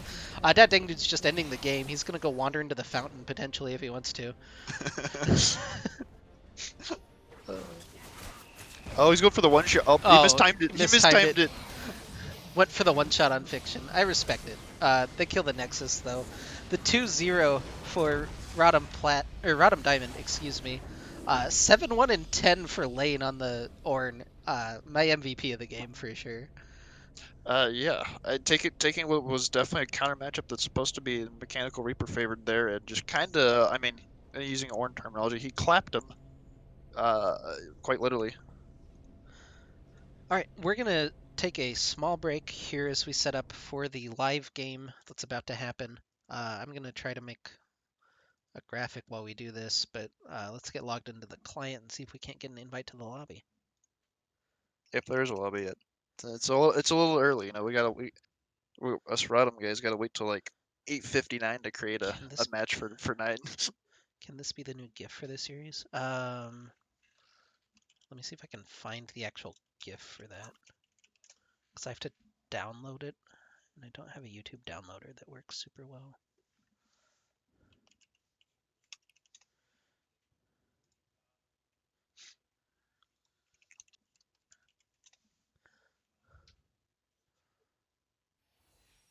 Okay, I got it. Let me download this.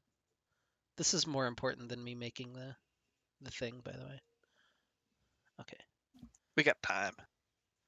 Um, this one, this one.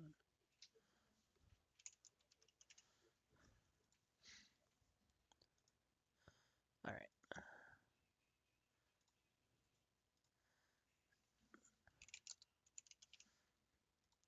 Well, I still have Glacial Rising on the client thing. Oh, I could play music so that you don't have to listen to nothing.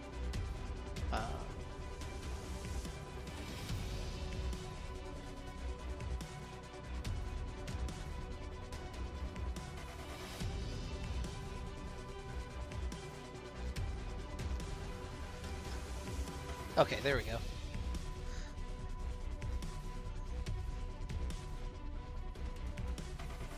Okay. I need to get rid of this. Beautiful.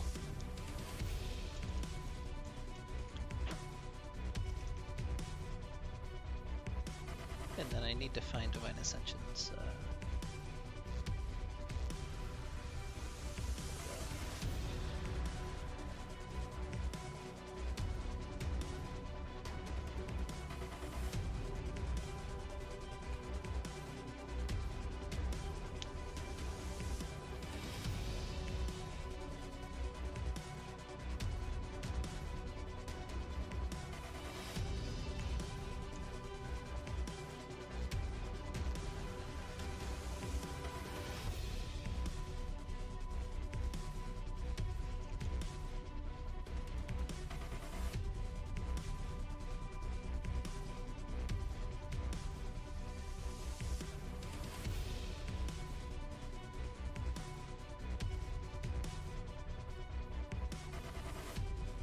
Their logo's like kind of unwieldy.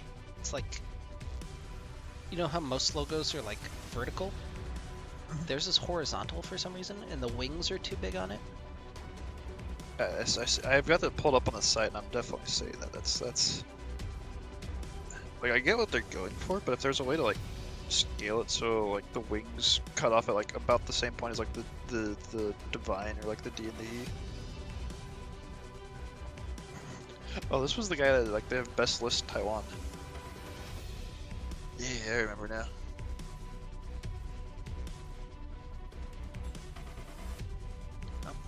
Okay. Alright, I'm gonna run to the bathroom really quick. If they start, you're responsible for this. I can't change Sure over thing. to the client. Yeah, I was like, I you're can't change it over, but I'll cover everything else.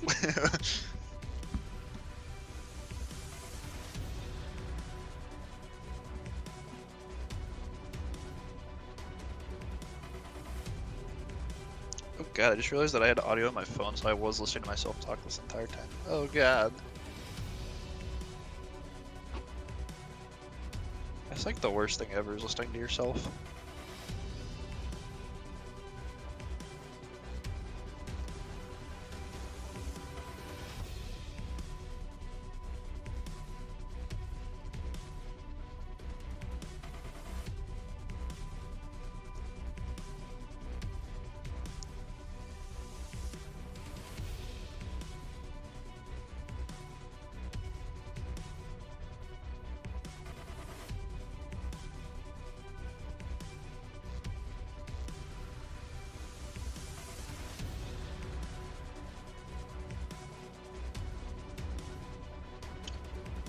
So now you guys can't see, and if there's anyone here that's not RotM, we're all just chilling in the lobby. We've got we're waiting on a couple of the Divine Ascension guys to hop on in. RotM recap production quality greater than NILCS, to be honest. Yeah, that's kind of been a dumpster here recently. I know like LEC had some issues today, but even they were able to turn that into like a good stream. I kind of like hate how much better LEC streams have been. But it's also been like fun looking forward to something that's just not North America and the mostly watched teams. It's like even as a TSM fan, let's be honest, like I'm looking forward to watching the C9 game more than anything, just because they play League of Legends. Everyone else kinda, I don't know. They are allegedly playing League of Legends.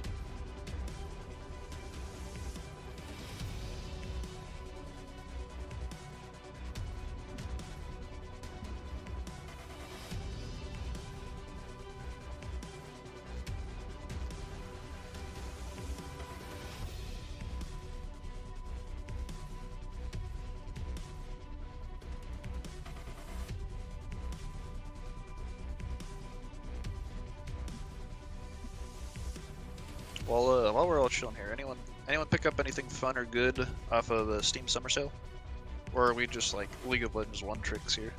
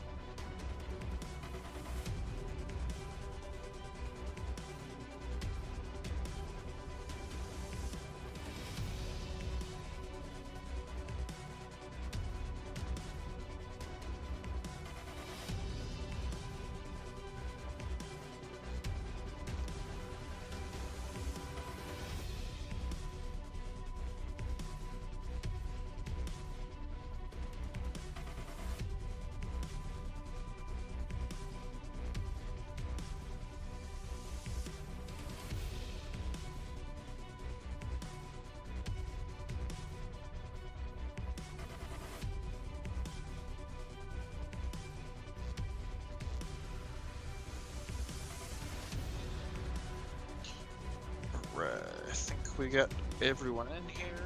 We're just missing Maris. They've got their entire squad here. We've got our squad. Might have to cover Maris here in the cast, but shouldn't be a big deal because it'll be early. You just won't be able to see what's going on in the drift. Yep. We still got to buy a little bit of time. Dab is trying to get themselves in order.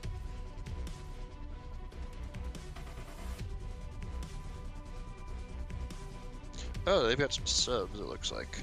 Unless some of their players rename.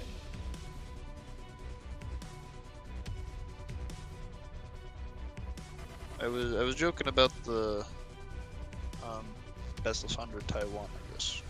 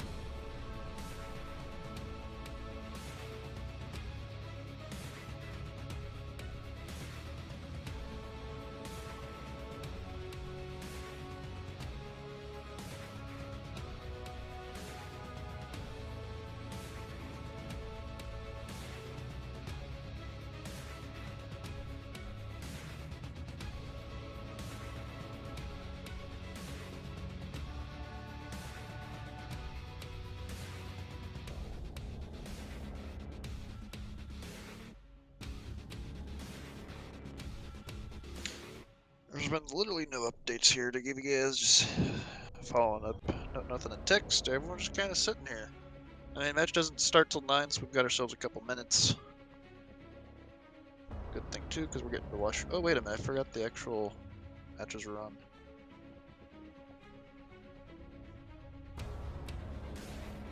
Got the ready on the RotM side.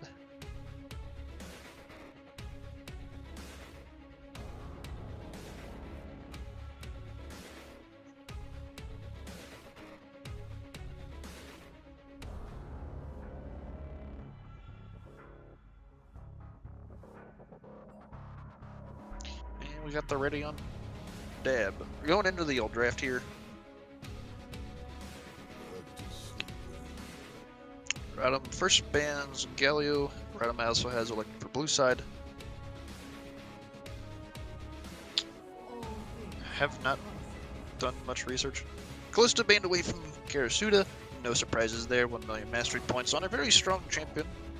Or kind of strong champion, I guess, right now. Silas banned away. Strong Flux taken away there. Yumi banned away from Black Salt despite that champion kind of getting destroyed. Sorry, I'm back just in time. Just in time. Haven't missed too much. A little bit surprised by the Yumi ban, but I mean, Black Salt has really good stats on it, but the champion, you know, was destroyed. Yeah, they definitely kicked that cat. So. First pick Ornn, no surprise at all. Wow. Yeah, the counter for Volibear feels fine. Again, could be flex between jungle and mid, or jungle and top, and now it can't. I guess it's technically could. You could play Graves top. That's not unheard of, but yeah, did Graves mid die? Probably. Like, I mean, it could be a 3-way flex. I guess they did nerf him after mid was a thing. Yeah, sorry, I was AFK for a second, so missed the first part of the draft, but we're good. Braum and Ashe feels pretty natural. Black Salt off of the Yumi. Braum is, you know, in that top tier of champions for him, so this all feels like a very RotM draft. Kind of interested. There's no Echo yet, but, you know, I can see these picks being, you know, what they are. I mean, there wasn't really much taken away from the mid jungle of RotM yet, outside of the Syndra ban, so there's still like a lot of flexibility. No, plus Braum, I think, at least as far as that pick, is a really good takeaway. I don't know if Jax plays it, but or is I guess JazzX, but you know it's Ornn. Braum is one of the traditional, not necessarily lane counters, but it's definitely. Yeah, I am more interested. The Jinx priority seems very strange, especially into Ornn, Ashe, Braum. You're a pretty easy target as Jinx, and so you really need, like, this feels like it has to be a Tahm Kench, right? Like, you need something like that to keep Jinx safe. That's what you and I would both assume, but it's plat capped, so anything could happen. Yeah. You could see some weird pick. Lulu banned away. Obviously, we saw our own Diamond team popping off with it twice in a row. And a Lulu supporting a Jinx.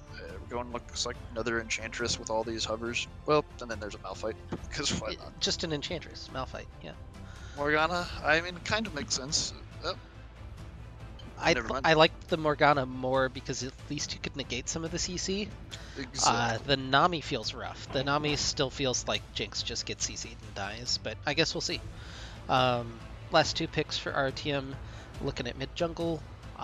You don't have that big flex with the Echo, so it should be pretty run-of-the-mill stuff for them, I imagine. Probably like Orianna and Kindred, yeah. Kindred and like Corki or Orianna, possibly. We do know that X-Ray is going to be gunning for a bunch of kills. He's trying to hit, I think the goal was 26. I don't know if that puts him to like 100 kills on the season or what. LeBlanc, he's going for those kills. Okay, well. I like it. I like the pick. I don't know about LeBlanc blind. That feels a little bit risky. The Orianna feels pretty natural. You can stay relatively safe in that lane. So, Yeah, these are some drafts. What do you like? Where do you want to start? I mean, eh, we've talked a lot about it. I'm just gonna keep harping on it, but the bottom line there for it's black, right? Is that what they Yeah, are? Divine Or are they? Ascension Yeah, Black. Yeah. yeah. So I just seeing the dag is like I guess it's Divine Ascension game. Got it. But like for Dab's bot lane, are like you're literally serving up sushi and a psychopath. It's like you've got so many tools on RotM side to end their lives, and now you have like the final picks there, Kindred and a LeBlanc to further dive and just like end their careers. Yeah, at Uh, least it's not. That's not your whole damage. You didn't build this team comp around Jinx. Jinx that's is fair. just kind of a threat in it. Your big idea is that you've got Volibear going in with like the Oriana Graves damage, right? The Jinx Mhm. is just kind of extra almost. Like I don't it doesn't teamfight super well, but if you can find that magical Volibear Oriana combo, all of a sudden you can teamfight well, right? Yeah, there is no like displacements as far as like knocking someone off with a Kindred ult off that lane's respite. Mhm. So a lot of it can be negated by Kindred, and we've obviously seen Aikado's Kindred pop off plenty of times before, even while getting kind of hurt by the Scuttle Crab RNG, like just incredibly fed early, like 7 stacks, 15, 20 minutes in or whatnot. Uh, so we'll be curious to see. Also, Kindred, like actually outranges the Graves, can kind of dance around them. So not a bad pick, like in general, into their comp. Uh, I know you can't hear it on the stream. We're playing this Champ Select music from World 2018. It's called Celestial Empire, and boy, have I heard this song a lot. And it's just like I don't know. It's getting me hype. We're pumping this song in specifically. Didn't realize we were hitting one of the like really good Champion Select music songs, but here we go. Mhm. Unrelated, but was maybe not unrelated, but was where you talk about the champion select music there. Just thinking of, you think we're gonna get a Worlds this year with COVID going around? I think they'll find a way to do something. I don't think it'll be like a Maybe huge just not hype. allow spectators, like kind of like almost like what the NBA is doing, create some sort of bubble for the players. Yeah, it'll be hard because everybody would be coming across international lines, right? So you have to quarantine for 14 days. So Yeah. you'd have to arrive, quarantine, and then you could go to your bubble. Plus, like America is kind of on like the no-no zone right now for us. Yeah, so it would have to be somewhere else, likely. I Well, think where was Worlds this year? Is it China or no? China was last year. Was it back in Korea? it's either China or NA. Well, Was China last year? it was China last year because FPX won it in their home turf. Okay, then it's NA was supposed to be this year. Oh, well, Yeah, we seem 10th to be the anniversary worst. was supposed to be on home. Yeah. We do seem to be the worst about the quarantine. So let everyone come on over. Who cares? Uh, yeah, I think if you're gonna slap something together, like the EU LCS studio seems like the best place right now. They seem like they're doing pretty well for themselves. But I don't know. This is all speculation. What we have in front of us is game time in 15 seconds. We've managed to kill the spectator delay. Thanks to everybody who's watching. Um, if you do want to support us, if you hit the follow button, we'd really appreciate it. Other than that, yeah, thanks for joining us. Hopefully you enjoy the cast. We haven't. We might have some new viewers here because we're live finally. But I'm Maristmatic. This is Wing Nation. We're gonna get into it now. One loading screen away from freedom. Freedom or something similar. Sorry about the black screen. It just kind of happens. Oh yeah, I forgot about that change. How do you feel about Crime City Graves and Crime City Oh Jinx? yeah. I mean, I don't like I sort of understand why like Italians are a bit upset about the name of those skins, Were they but actually? it's Does like Mafia have that such of a negative connotation? I just because of how controlled they still are by the mafia, I think like there's just such a negative connotation and fear. Maybe like I'm probably not the most reliable news source, but I remember watching something a couple years ago on 60 Minutes, which I almost never watched television, but it was something about like it was like how like the olive oil industry was still being controlled over there by them, and it was just it was interesting. Oh, and the olive oil industry's got to be a big deal, right? I mean, it was something, but I feel like you can't. It wasn't even targeted. I don't think I like the Italian mafia. It was clearly more of like, I think our like Chicago mafia, Al Yeah. Capone kind of deal. So I pretty against the change to Crime City. Like, I not feel gonna like they go could have full done. explicit, but Yeah, better. Yeah. I feel like they could have come up with a better name than Why not just Crime switch? City. Did they switch like the gangster skins as well? Yeah, those are all Crime City, I believe. Okay, because it's like, why did I feel like you could, if you're concerned about like mafia, just switch it to gangster. That's just okay middle ground, I guess. I mean, I don't really. Okay, let's put Crime City Jinx, and then that's very clearly like a gypsy mafia inspired. Like they No, like she's a flapper from the 1920s. oh, I guess that's also fair. Just call it 1920s Graves. That'd be pretty cool. Maybe that doesn't exist in Runeterra, so we can't call it that. I don't know. This is a really long load screen. It actually is. I hope everyone connects and makes it in time, because this is taking its time. Yeah, we might just hit a pause on the other side of this, but um, yeah, I don't. There's not even interesting runes to talk about. All these look pretty normal. Well, So I was about to say I at least maybe this is just me because I feel like I understand a lot about the champion and watch way too much Bobkin. But LeBlanc, I really like paying attention to LeBlanc runes and what people are choosing into each matchup, and I definitely don't disagree with X-Craze's choice on the LeBlanc to go with sorcery secondary. Wait a minute, I misspelled. What? Oh, I did. I was like, why am I looking at someone that's not X-Craze? Because I missed the C. So he opted into actually nullifying Orb and Scorch. So not what I was expecting at all, actually. I was expecting more of like scaling runes with like you can do like Mana Flow Transcendence or Mana Flow Gathering Storm into this matchup. But I guess he's running to just like the Scorch damage to harass and get super early kills. yeah, these are a lot of pings going to the same place. So I'm kind of curious what's happening here. But it looks like Sli- a group up and invade for RTM and more of a 5-point look. Actually, just a pure 5-point look. yeah, slight fast forward if you haven't. There's definitely I hit it once already, but okay. yeah, we're sliding into the side bush now, walking up at 40 seconds, looking for Jinx. Not going to find anything here. Get the ward. 1 CS advantage for LeBlanc. That's all That is X-Craze needs for all that kill pressure. I mean, that actually is pretty huge for the LeBlanc because that allows him to hit level 2 at the first minion wave and get a massive chunk and lane control against the Ori, possibly. But yeah, the late invade on the top side as well from the Graves Ori Volley Bear combo. They'll get the ward down. Potentially see Aikato's path, or at least see Vibon walking back up there, so they know that they're not in the jungle anymore, at the very least. The 2 wards expended, actually, for Karasuda and Black Salt, which is kind of interesting as well. I wonder if there will be like an interesting path from Mikado here.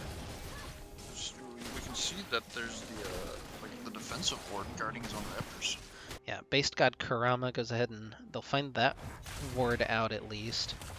JDK and Vibon going to go ahead and have a slap fight at level 1. I think Vi just wins that based on that early trade. The Q damage might be enough. I'm not really sure.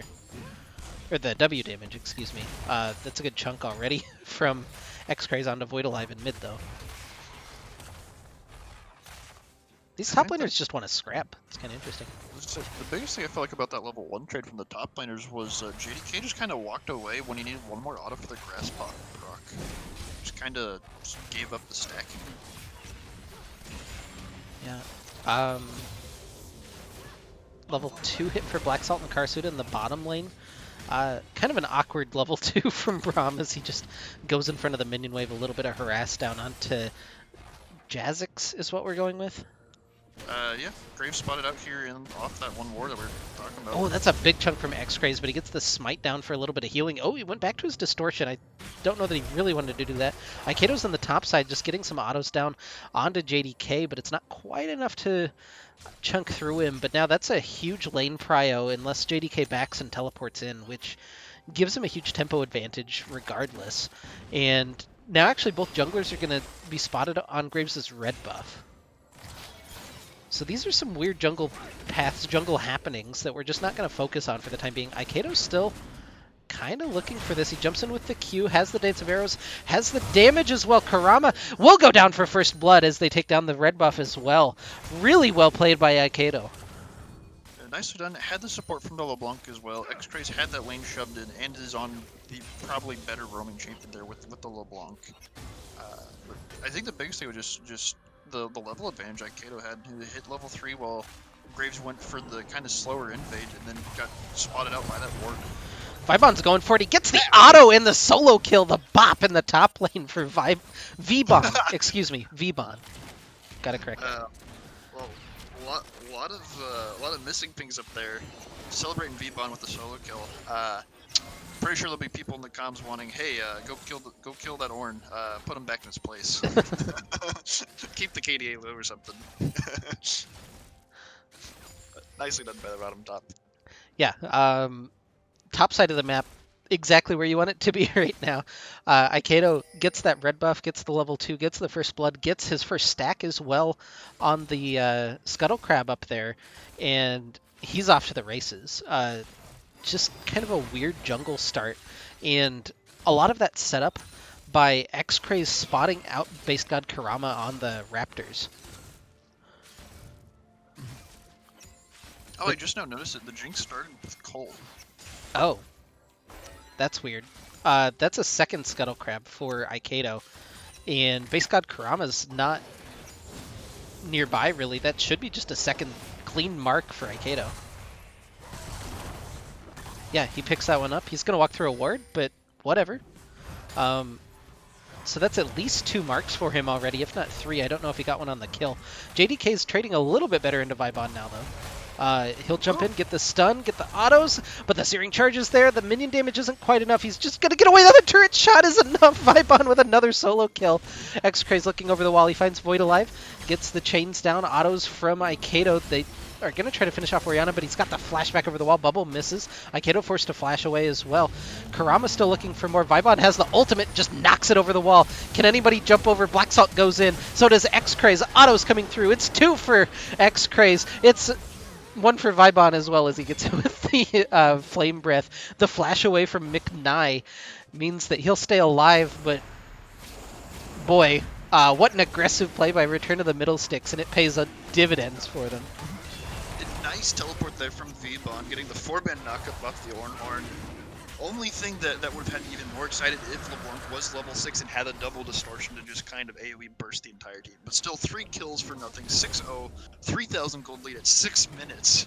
Your mic might be a little bit farther away from your face now. I don't know. Alrighty, I'll oh, there you go. better? Oh my There god, we yeah. go. Okay. Up too, a little too loud? No, you're fine. Oh, okay. I was just making sure. I was like, I'll tone it down, but yeah. So once again, that's almost a 3K gold lead at 6 minutes for RotM. X-Craze doesn't really have mana for this trade. He's just going to chunk through Void Alive. No respect for him in this matchup. He's got 5 stacks on the Dark Seal already as well.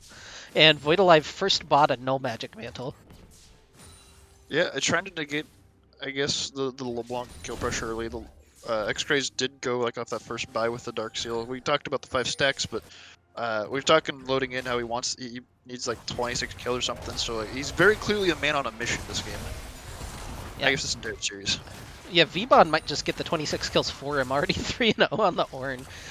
Still continuing to fight JDK. No ult available for him, and you do have the Stormbringer available for JDK, though. Aikedo looking mid, gets the slow, autos in, and Aikedo's going to steal it from him. No missing ping, though. I thought we'd see it, but the Kindred takes control. It's 7-0 in kills now. Kurama's looking top lane, but he's level 4. I was gonna say, like, I'm not super familiar with Volibear, and like, I feel like every volley I've seen is basically Triforce except for the Gunblade build. But his volley's opted into the Sunfire, or I guess the Bomby Center to start with as well. Yeah, the Bombies is a decent tank option. I feel like a lot of people opt for a little bit more damage. Vibon just goes in onto Kurama, hits the double passive procs. The auto not quite enough to finish him off. The burn actually isn't quite enough either from the corrupting pot, but boy, if he almost killed that jungler in the 1v2. JDK still looking to get aggressive, gets breathed on, gets the passive auto. The Stormbringer coming in. A lot of bonus health for JDK as he's looking to track down Vbon. Kite away has the Q available. I don't know that he can turn this one. Yeah, it's going to be the flash from JDK, and he'll clean up the kill with the help of his Graves eventually. Yeah, I guess Dab finally getting a kill in their favor, getting themselves on the scoreboard. I can't tell if Vbon was just baited by all that bonus health there from the Volibear ult. It was obviously a little thirsty going for 2 kills there in the 1v2, trying to really flex on them. Yeah, I think it was a little. Might say just dab on them.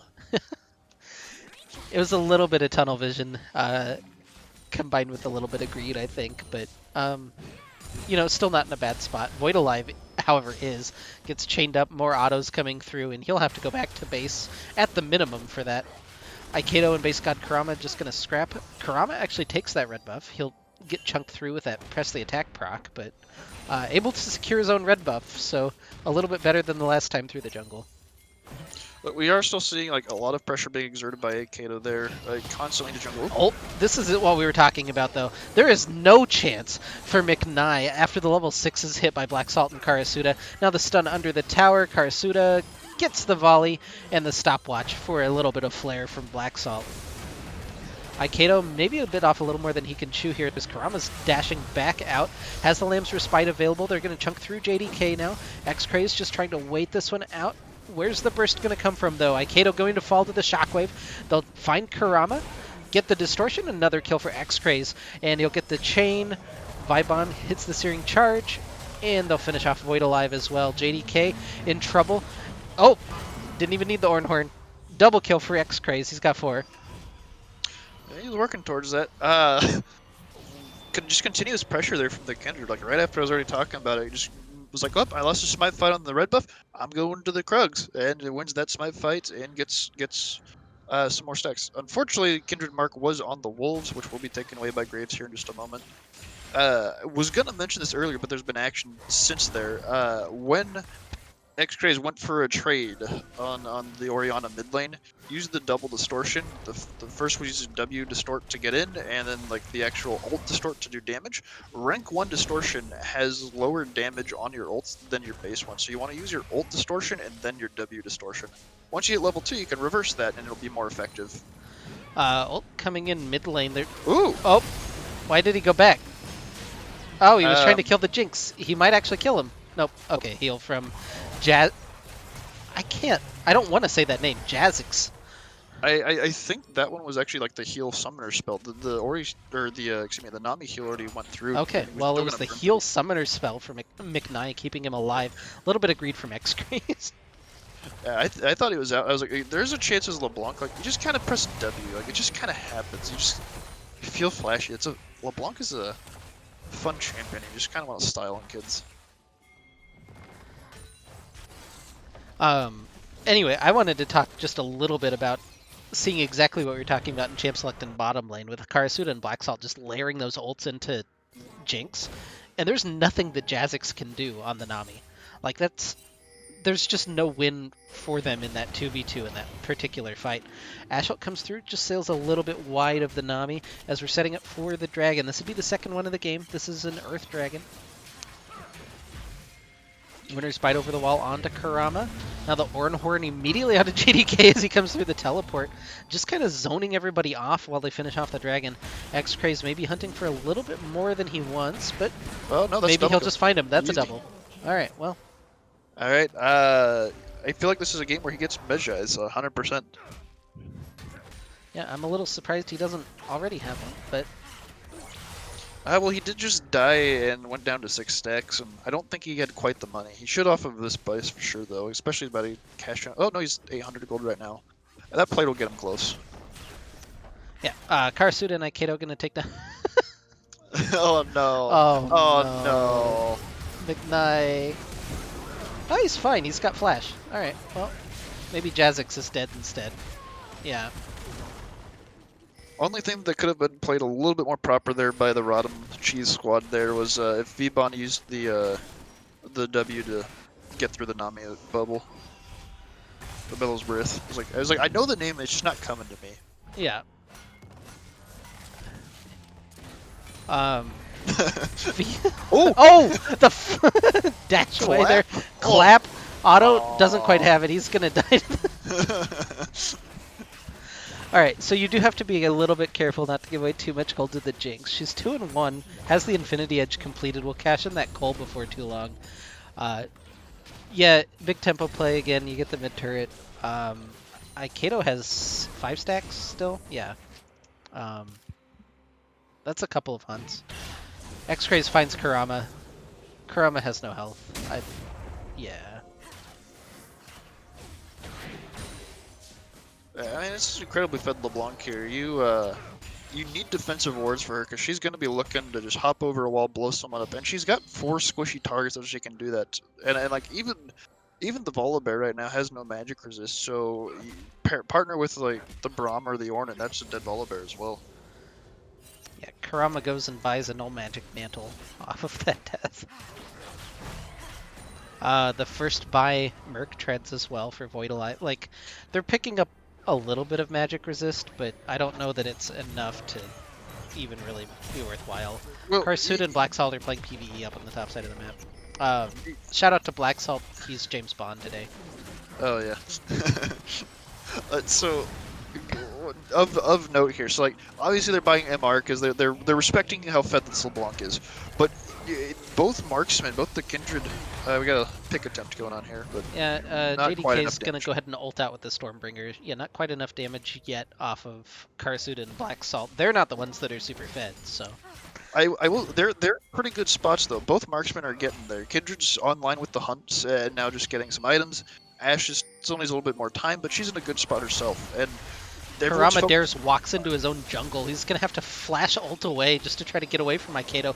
He's diving a little bit too deep though into the teeth of 4 people, but look at where they have to stand. Voidalive is dead. They're gonna get another kill on the top side as Vibon V-Bon. God, I need to stop that. Just dives the top lane turret. And yeah, the speedrun is well and truly on this game. This is a game where I feel like we don't even talk or consider going for soul point here. Oh, we're just pulling the horn. Let's go. Yeah, Jinx should be dead as a result of that. I thought that they would have to like stun her again and get some more, CC on. No, don't even need that. Inhibitor turret falls at 1540.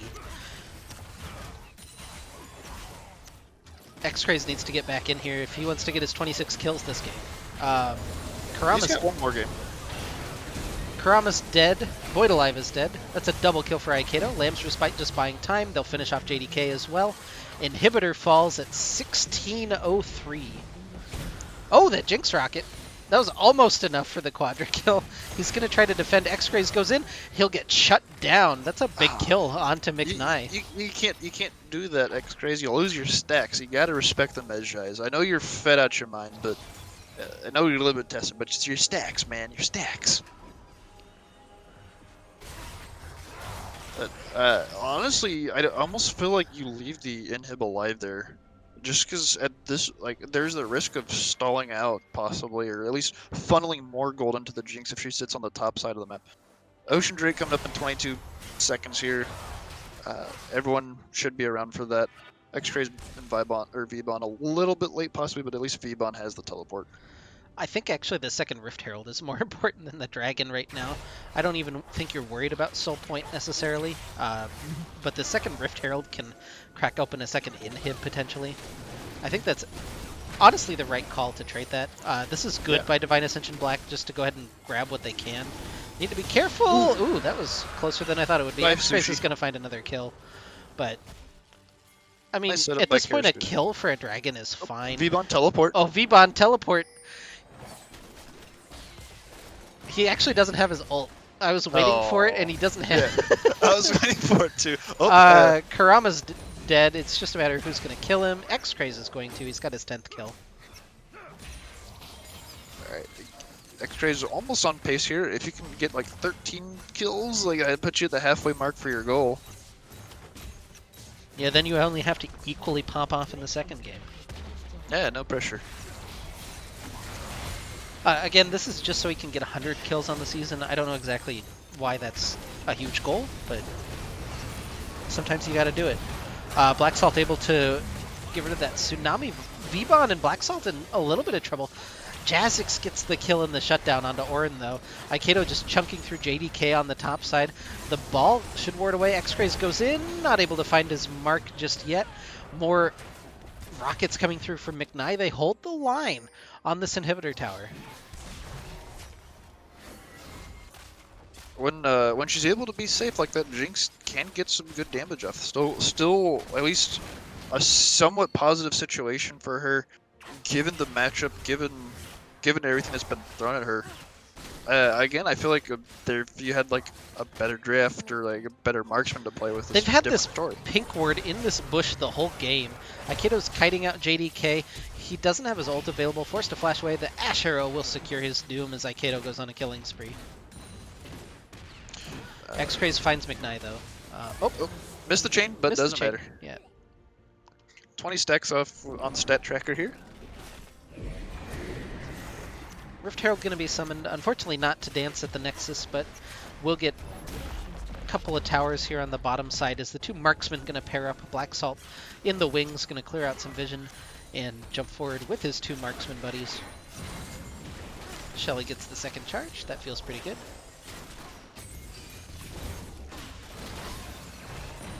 They're just not showing any respect right now to Divine Ascension.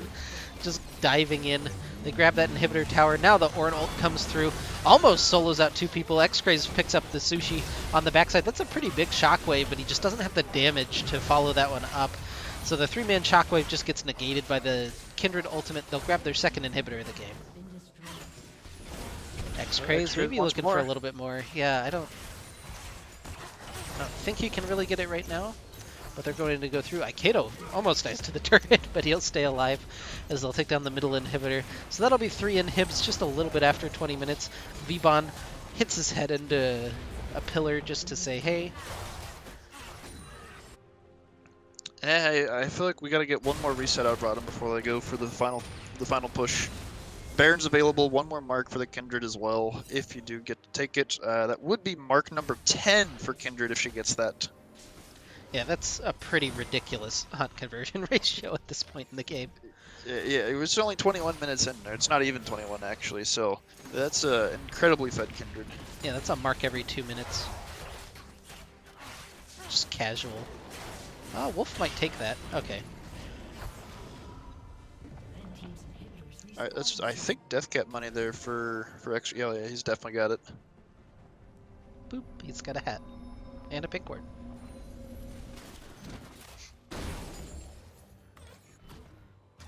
Well, now the only worry is just make sure you don't play with your food too long. We'll see where RotM wants to go, if they want to grab the Baron first, if they want to grab a Dragon here in a minute, or if they just want to, shove it into top lane. Ash ult was a good start. Didn't hit Kurama though. Winter's Bite doesn't connect either. A little bit of Happy Feet. Nice quick draw from him. I think he just Barons the call at this point. The Dragon doesn't mean anything. It's just delaying the game. The Baron makes it super easy to push in with like the triple, or I guess the double supers in each lane. You could probably end without it, but it makes life so much easier. There's not enough wave clear to kill Baron buff double super minions this early. Orianna's at the 1 item power spike. Everyone's basically at a 1 item power spike except for the Jinx. Yeah, Jinx is doing alright for herself. If she can get some time in the back of this fight to really layer in, we could see it start to turn just a little bit, but, well, X-Craze probably won't give them that opportunity. That was a really good flash follow. Yeah, that was really nicely done by X-Craze to flash follow and get that solo kill. But that's 13. He got us halfway, I believe. Yeah. I mean, honestly, really good awareness of like what your champion does, and what LeBlanc does is not the Baron, that's for sure. It just doesn't really contribute much there. So instead, just deny the entire team the opportunity to steal that and pick up another kill for yourself in the process. Distort forward for the auto attack just to scare Kurama a little bit. But yeah, there's the triple inhib. Now you go in, McKnight, pretty low, but not going to get taken down just yet. forced into the backside of this fight. We really need to watch McNye and see if he can get that big pop-off fight. Vibon going to go ahead and hit the Orin Horn. Kind of sails through. Karasuda's unstoppable as they kill Graves. That was a big shockwave as they chain it into the Volley Bear ult. JDK just can't quite find it because the Lamb's Respite is so good on the backside. It's a double kill for Aikedo. It's a triple kill for Aikedo as they take down the Nexus. All right, one more for the speed run there. 23:03, 4. It's okay. 23:05. Oh, 6. It's whenever the Nexus explodes. Yeah, so it's done. 23:04, I believe, will be the final count. But definitely not the fastest time that RotM has, but it's definitely on the lower side of it. So, I mean, nice kind of controlling game. You got the LeBlanc really popping off. You got both marksmen popping off. V-Bon a little bit greedy there, but kind of clapping in the 1v2. And, I've already got an invite to the next game. So I'm already in. They're staying on the same side. Dab would like red side, so don't have to change your stuff around, and all is well in the world. That's pretty nice. So we'll take a short break for our voices here.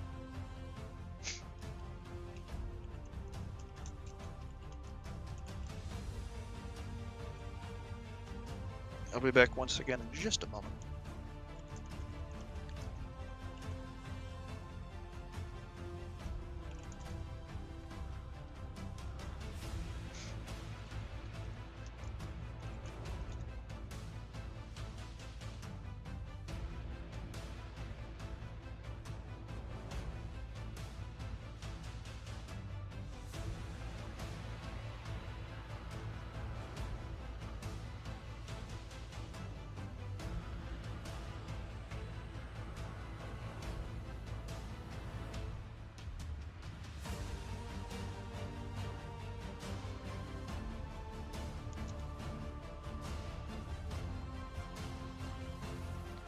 Alright, champ select for game number 2. I have to do without Winged for a second. But that's okay.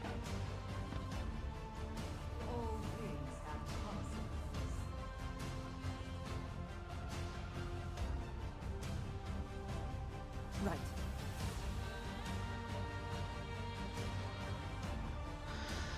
So, pretty much the expected bans so far. The Callistagon, the Caitlyn, the Galio. We'll see if they want to change anything up with these second two bans. It's going to still be the Yuumi getting tabled. I'm back now. Let me know if I need to move the mic. I feel like if it's available, Black Salt would probably still play the Yuumi, to be honest. I know he just really enjoys playing the champion, so there could be better bans. I almost feel like RotM's gonna go for just kind of a fun draft to this game. I don't know if that's sure. Maybe they'll stay super serious, try to get X-Craze his 13 more kills, or 12 more kills that he needs, but you know, they might just stay super serious. It's going to be the Kindred rather than Syndra. So Syndra's available. That seems like a worthy first pick. Ornn's still available as well if you want him to do that. Or, you know, maybe we'll see something spicy. Yeah, Kindred, I feel like volley taken away. So I kind of, from the big dick perspective, could be fun if V-Bon gets the Volley Bear into Ornn matchup and win the other side of it as well. Just really destroy whatever's left of the mental. But we'll see what Divine Ascension wants to do. I don't know. Did we even talk about like respect here to Dab for coming in playing this game for sure?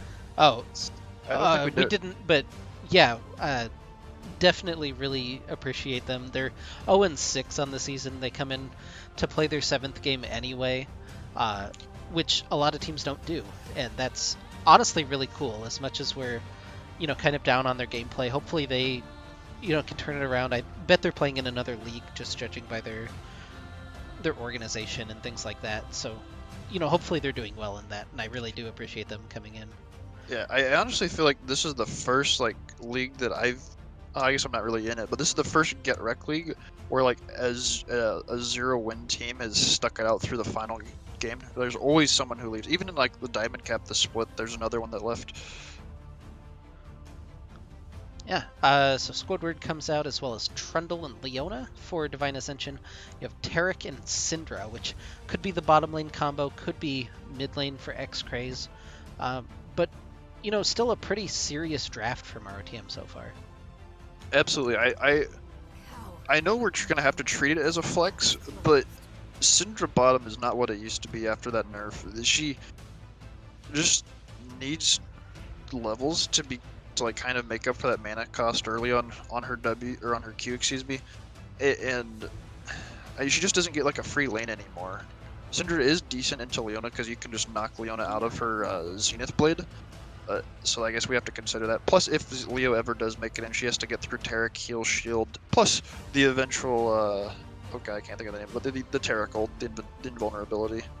Cosmic Radiance. Yeah, I knew Radiance was in there. I was just like, I couldn't think of the first one.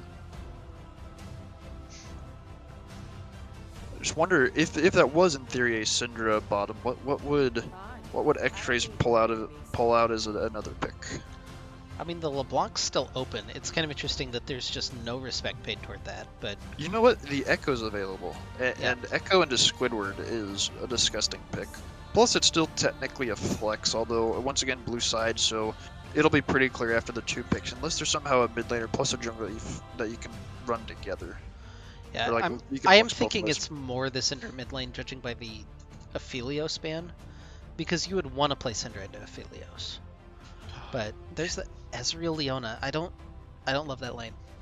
It's kind of 2 different purposes. Ezreal's just, you're gonna not necessarily lose lane, but you're gonna exist for 15-20 minutes, eventually become a champion. Leo wants to get ahead and get going early, and like obviously the Tarek was a counter picker, at least in response to a Leona pick, and then but it's a hard time for that duo to do anything into a Tarek. Hopefully this isn't a random or a timeout. Okay, Kane last second locked in for Akedo. That was very close to being randomed. I was a little worried he'd DC'd even. So now you have that short time to just decide where the Syndra's going, what we're gonna wind up with. Kind of disappointing we Lucian, didn't get a... This is gonna go either way. Up. Vayne. Also could technically go either way. It's gonna be the Lucian though. Oh, they wanted to pick the Ezreal. Oh.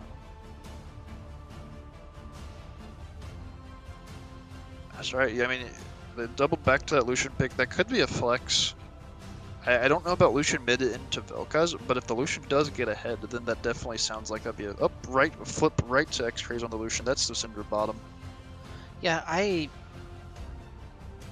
a little disappointed we didn't get a single Karasuda Kalista game this split.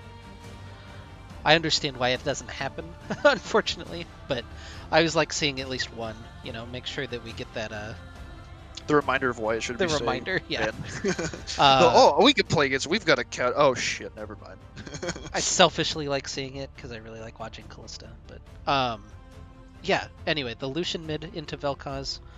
The set was the last counter pick for JDK into Volibear, which is fine as a matchup. I don't love it. I don't, hate it, but feels kind of weird to wait for your last pick top lane when that Volibear was first picked. And I don't want to say fairly obviously top lane. Maybe they haven't done as deep research, but personally, I know that Akedo hasn't played it, or maybe played it once, right?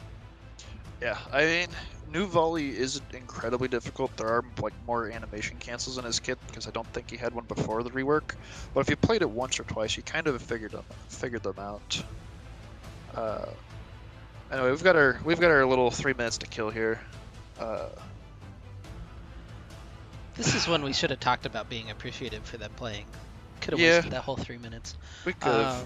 We can take a peek at LCS. We saw that Golden Guardians beat 100 Thieves pretty soundly, apparently, which is very surprising.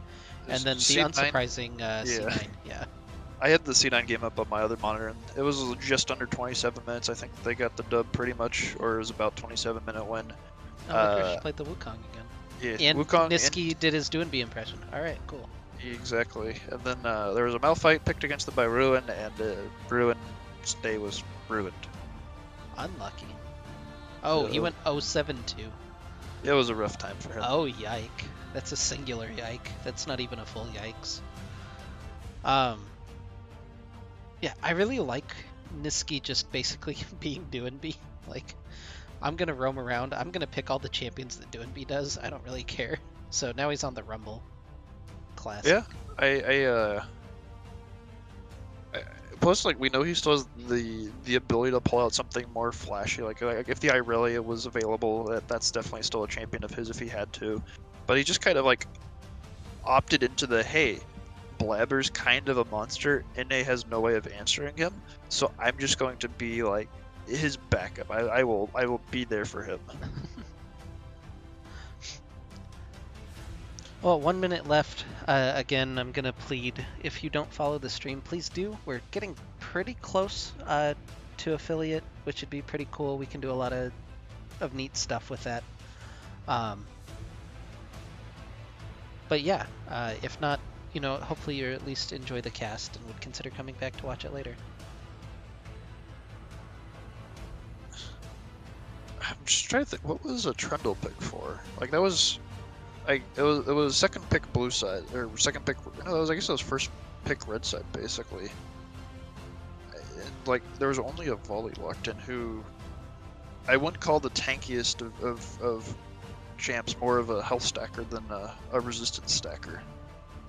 So I don't know about that one. I guess you get to also steal technically the resistances from whoever Tarek has his shield on, but Tarek's normally going to have a bond on a squishier for the most part. Yeah. So that's pretty situational. Alright, we killed the spectator delay successfully. We did it. Hopefully load And my time is a champ little select bit music. quicker.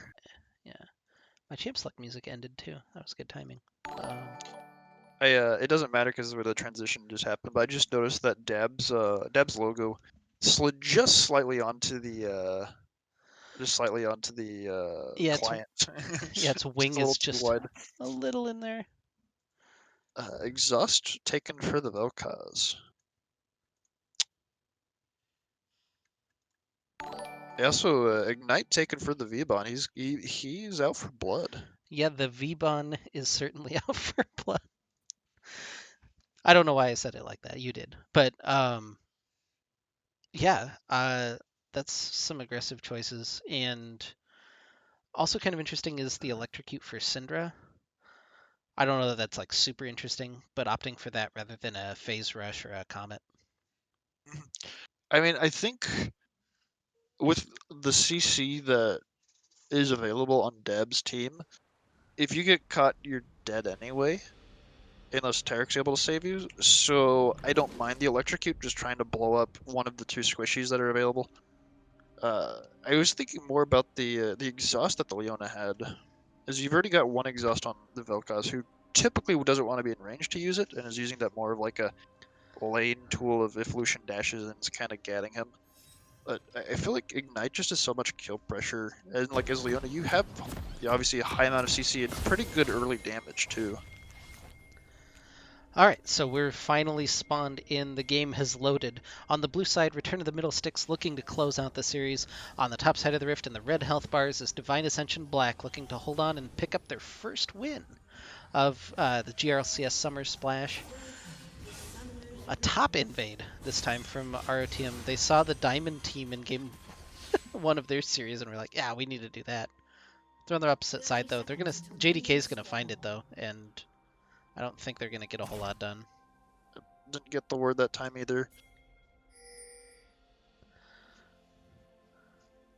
Yeah, they're still just gonna pressure through, and again the counter invade from Dab on the bottom side. They're just gonna grab that vision and back off. So it's just the trade of a vision and even that ward in the pixel bush is actually super good. It sees V-Bon leave the top side, so they know now that Aikato's not starting up there, and they're going to spot him walking in to their own red side. And now the jig is up, I guess, as it were. X-Craze is only level 6 on this. Feels bad. Yeah, remember emotes? Those are things you can use in this game, apparently. I know. I was watching Niski hit him with like the sad bee and the happy bees in the C9 game, and I feel like he might spam it just a little too much, but he's having fun with it, and it makes me giggle too. Honestly, I don't know.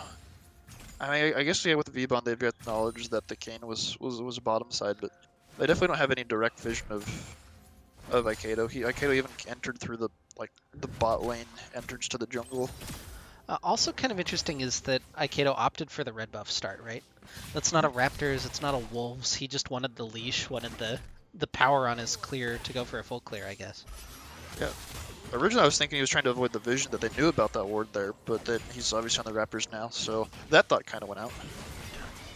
Level 2's reached a little early on that stun there, but... Yeah, Black Salt looking for it. There's the follow-up stun from Karasuda. They're going to chunk through Jazzix. Not the healthiest on this Leona currently, and he eats another bubble for his trouble. Karasuda does have to be careful. Is you can clearly see the Karasuda, go back to your game. But you can clearly see that he's burning through mana on the Cinder early. Yeah, nice sidestep from X-Craze away from that Tectonic Rift. V-Bon has to be pretty careful though. The Haymaker, yeah, that's a lot of damage that he just eats for free. Still has that Ignite to help swing a trade in his favor if he gets one, but you always have to be careful around set. Now he hits level 3, goes in, hits the stun. Gets that second Q maybe? Aikedo's here. Should just be able to clean that up. First blood in the top lane for Aikedo. Nice easy gank. Laner pushed up, no wards. No wards actually available to place because of that tri-bush ward earlier.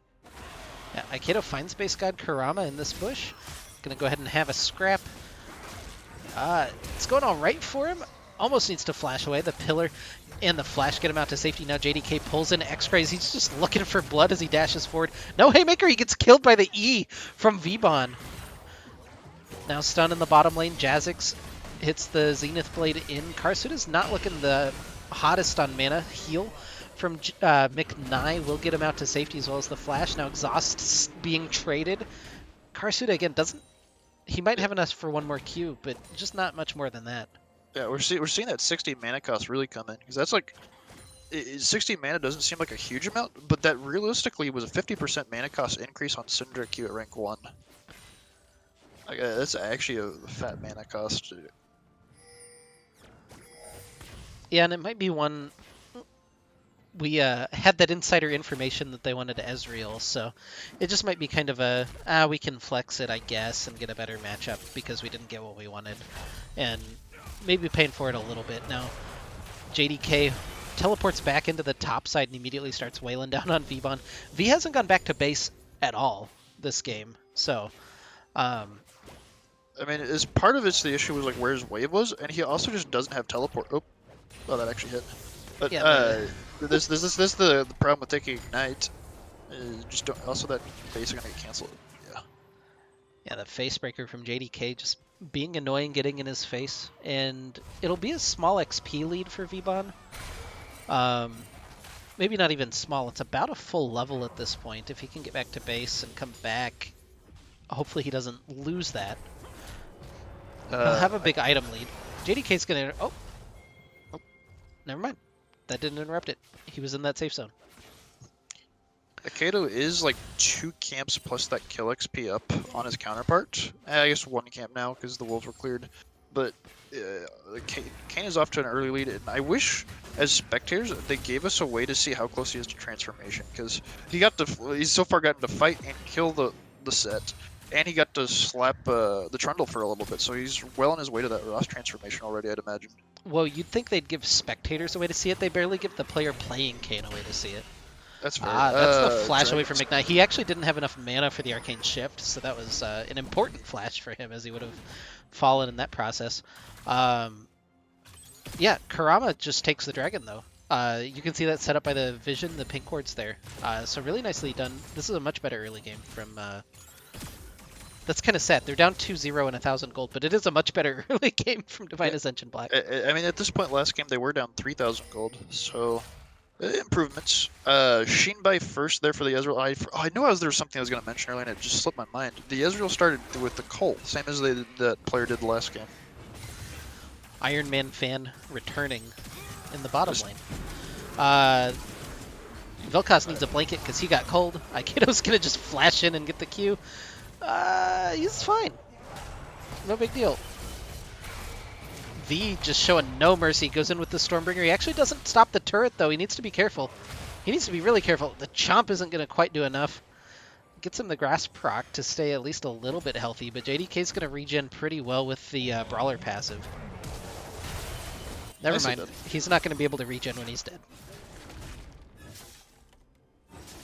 So done by V. He just kind of sat there, waited out his cooldowns, got that shield rotation and Q available again, and well, I mean, we saw the result. Yeah. Karsuda teleports into bottom lane just to try to keep this tempo up. Again, getting that reset on the mana, but now he's got is it Lost or Last Chapter? It's Lost. Lost, yeah. Last is Yuumi. Okay. I hate that both of those exist in the game, but I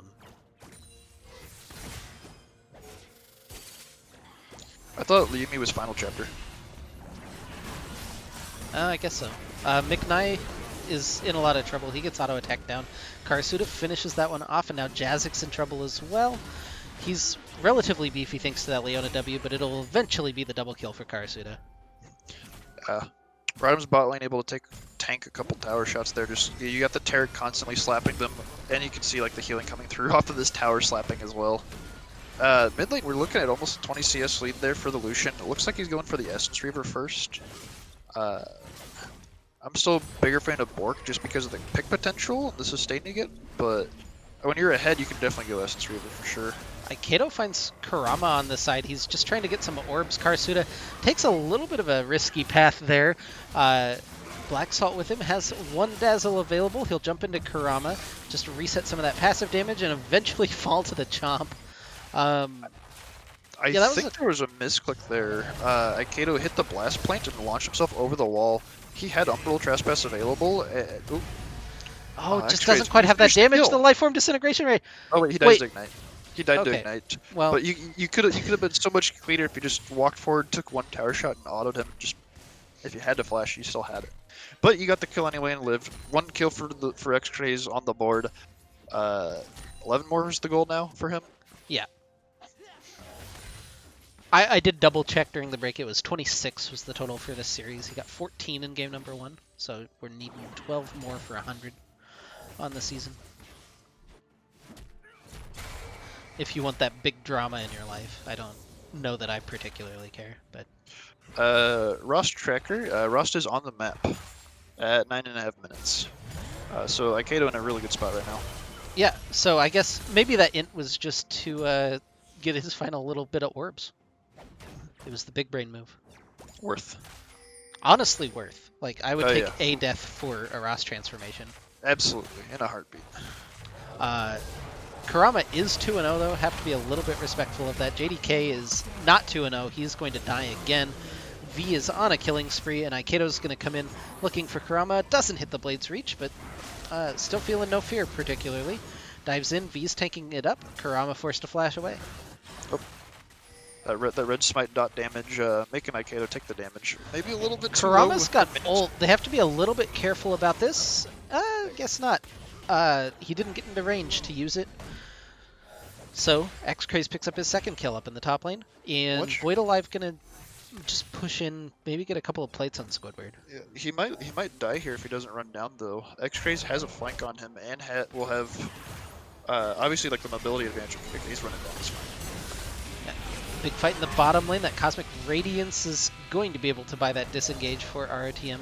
Now Vibon gets pulled back in after the Bilgewater Cutlass. JDK hits him with the Haymaker, but it's not enough. Oh, we actually got a roam coming out now. Yeah, roam coming out from Squidward. Jazix doesn't have the Solar Flare available as it was burned. X-Craze just finds Kurama, and yeah. Vel'Koz's not where you want to be. Yeah, Vel'Koz now in a bad spot as Black Salt looking to collapse on him. He doesn't have the Dazzle just yet, so this is a little bit weird.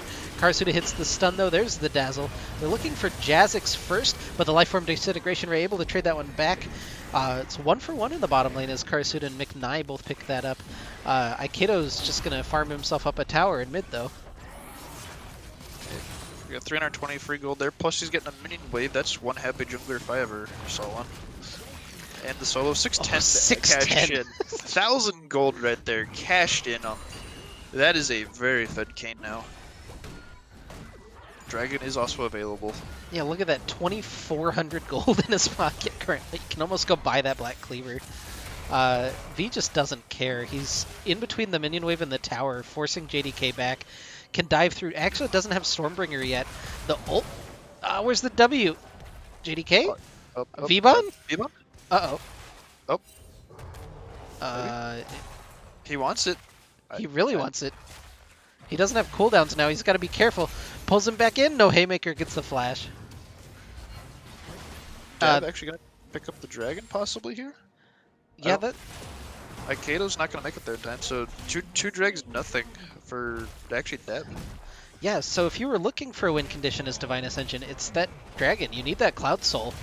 So in 5 minutes, we'll need to see what position this game is in. V just bites off a little more than he can chew. X-Craze was looking for that dive, but he's not going to be able to find it after the healing from the Triumph.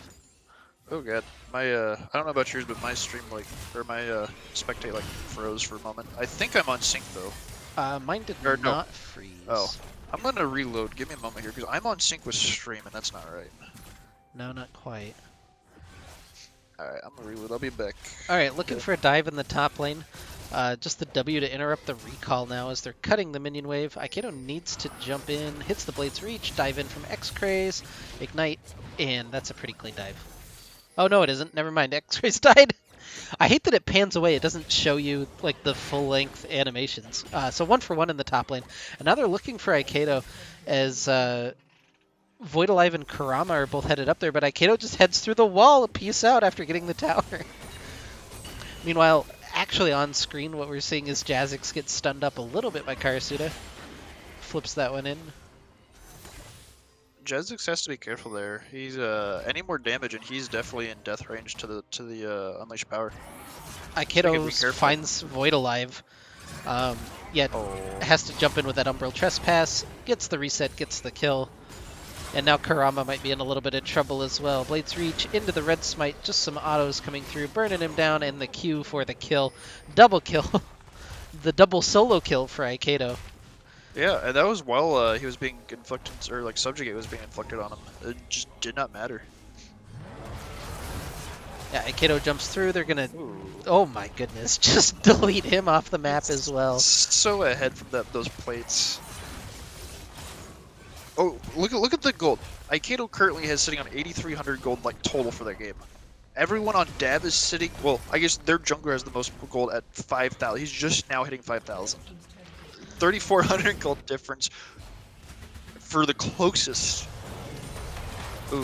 V-Bon looking for this. He goes in with the Stormbringer. Void Alive in trouble. Has the exhaust available from the Ezreal just to try to cut this one out. The Lifeform Disintegration Ray is actually enough. X-Craze takes the turret down. Now culling through Kurama. Doesn't hit the Blade's Reach for Aikato. You got the turret though. Turret for V-Bon is still an okay trade. Blade's Reach doesn't knock him out of the Zenith Blade, so Jazix actually just takes that one-way trip into his death. Yeah, they can't fight this. McNye just poking around with those Mystic shots, but it doesn't really matter. Aikato over the wall, not able to knock out base god Kurama. He has the flash away. Another stun over the wall as they're looking for a little bit more. They'll pull in a couple with the face breaker. The Terracolt is Ooh, that was a crit. Oh my goodness. That was a crit. That was a fat crit from X-Craze as he takes down JDK during that fight. Aikato looking for a little bit more as he's hanging out over the wall. The flash in! He shows no fear. He goes into Kurama with the Umbral Trespass. Gets the reset on it. Gets the kill. He's unstoppable. Now he's got to try to get out the other side. Hits another Blade's Reach, but it's not quite enough healing for him as he will get shut down by Void Alive. Yeah, not tanky quite enough. Once you get that Death Dance, you could probably get away with a play like that, but just a little too overconfident, a little too greedy there. Obviously, he knows he's very fed, but you also have to remember, he's worth. Wait, how is he only worth 750 gold? He wasn't worth the full 1,000. Right? Shutdowns sometimes are special. He doesn't have a big CS advantage, I think is maybe part of it. I don't know how it factors into all of that, considering he's double anybody else's value in the game, but yeah. I feel like it ignores turret plates a lot.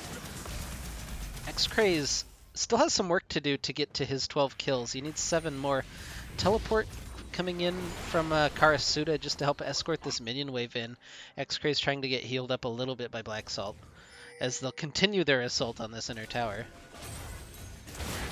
Now walking back, Jazzix not quite there. More turret shots being tanked by X-Craze. Kurama hanging around the side.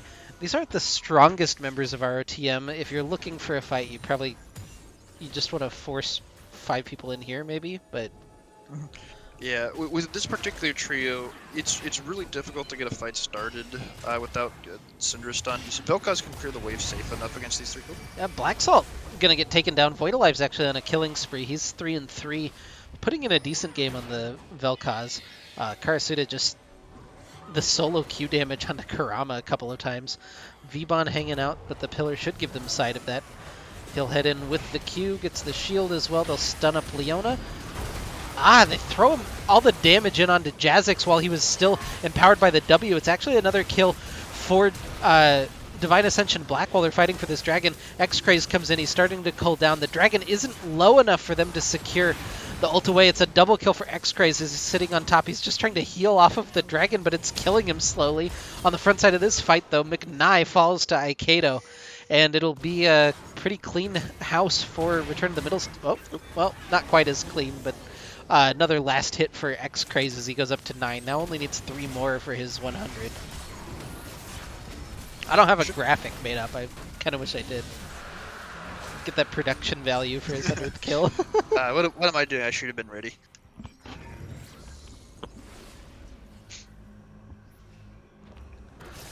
Anyway, that's a 9,000 gold lead now, and they got the dragon back 5 more minutes. Yeah, I was a bit concerned there because Dab definitely had to jump on that dragon, and they just weren't all there to burst it down. It's like, oh no, this could actually be. They could be threatening a soul point here not too long, but collapse in time from RotM to prevent that one from happening. Aikido gets engaged and actually doesn't get the knock-up onto Jazzix. Kurama's on the flank. They're just trying to chunk through. They actually do the double. Well, it's not a double kill, but it's 2 kills for Divine Ascension Black. Just super disrespectful for Aikido and Black Salt there. I can't remember, was Lucian buff this patch or the next patch? I don't know. He's got another one. He needs 2 more now, as he just kind of ints into 2, but now Karasuda's going to pay for it. This is all fun, but they got to be a little bit careful. Yeah. JDK's going to get a solo tower on the top side. That's not bad.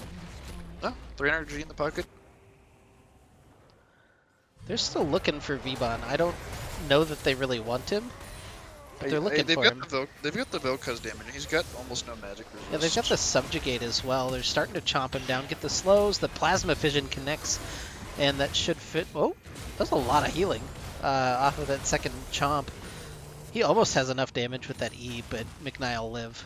Kurama's got 4 kills now. I don't know that you want your kills on your Trundle. I don't know that you want to go Trinity Force for my big commentary on this game, but, you know, he's doing it. Exactly what I was about to say about the kills being on the Trundle. You had 2 carries there that could have taken it. Also, Stormbringer was not available. If he had that, that was definitely a 1-for-1. Yeah, Aikido goes over the wall, steals the blue buff from Kurama, eats a couple more cooldowns as well, just looking for whatever he wants at this point. Hits another Blades Reach, Kurama's gone, Jazzix should be gone as well. He picks up a double kill, X-Ray's just culling through on the side. Rip Herald is about to time out for Aikido. We'll see where he goes with it, but I think he's going to go mid with it. Oh, he's going to farm another cannon. Yeah, he might not remember that he has it. He's got a little bit of time left. He'll start flashing on his screen here soon if it hasn't already. Yeah, he'll flash purple. X-Cray's just waiting in the bush, trying to find his last couple of kills. He'll go in for McNye. He'll trade 1-for-1 kind of happily. They'll dive onto Vel'Koz as well. Void Alive should fall eventually after this Umbral Trespass. Aikido wants a little bit more. He hits the Blades Reach onto JDK. The ult away, has the Haymaker, just trying to turn it onto Black Salt. He does a pretty good job of it, but finally gets stunned up and taken down. Now, Jazik's a little bit too late to the party. We'll just eat a little bit of damage for his trouble. Aikido Rift might Herald- want a little bit more. Rift Herald? Oh, no. It timed out in the middle of that fight. Cosmic Radiance will help them dive. They'll finish that one off. Aikedo's unstoppable, 13 and 3. He's got all the kills that X-Craze needs. And Kurama is fine? Subjugate just enough. Whew. He's finished his Trinity Force. I don't know what that does for him, but he's done it. All right, from an analytical perspective, not an analytical, taking a step back. If this were a solo queue game and your Trundle finished his Trinity Force at 22 minutes, that's fine. Like, you're in a good spot. He can like 1v1 people, but when you're in a 5v5 game, he just never gets the opportunity to do that damage. You need to be tanky in a game like this. I know that it's way more fun to build that, but it's not. You don't want it. Yeah. I feel like this is I want to say a rough game to be the Trundle, but like I guess Knight's Vow is still alright. It never feels right building like a Knight's Vow for like an Ezreal or a Vel'Koz because they shouldn't be in range most of the time. Although I guess with as much as RotM's diving, you could get away with it. Yeah, you could still build it for set as well. Just dive, buddy. I think Zeke's might be a little bit better. Yeah. Gargoyle is probably honestly just the answer because it's always the answer. Anyway, they're looking for X-Craze now. They'll dash away. The culling onto JDK, not quite enough to finish him off. But a lot of low health bars. They'll find X-Craze with Karsuda, excuse me, with the Plasma Fission. Aikedo's hanging out over the wall. Maybe gonna try to find something? Not even a maybe. He's looking for something. Whether he can find it successfully. He's got an iron pot. He's got an iron elixir popped. Gets knocked out of the wall by the Plasma Fission. They're just going to give up this turret. What can they do, really? Like, this isn't a fightable situation, but... Kurama on the flank, just looking for that pillar. We'll slow up Aikedo as he jumps in, hits the double blades, reach X-Craze is in. A couple more autos, just not quite going to do it. We've kind of stalled out for a little bit here.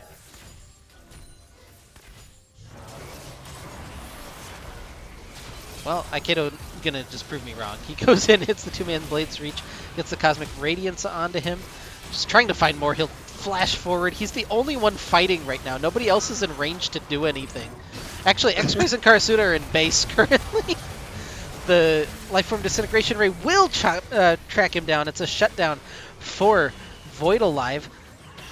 You're not quite gonna connect there from Vel'Koz, and it'll be the flash away from Black Salt. Yeah, Black Salt was trying to get into that fight, but he just was like a little bit behind, and basically every ability he was using was, missing. I don't think Aikedo was playing around.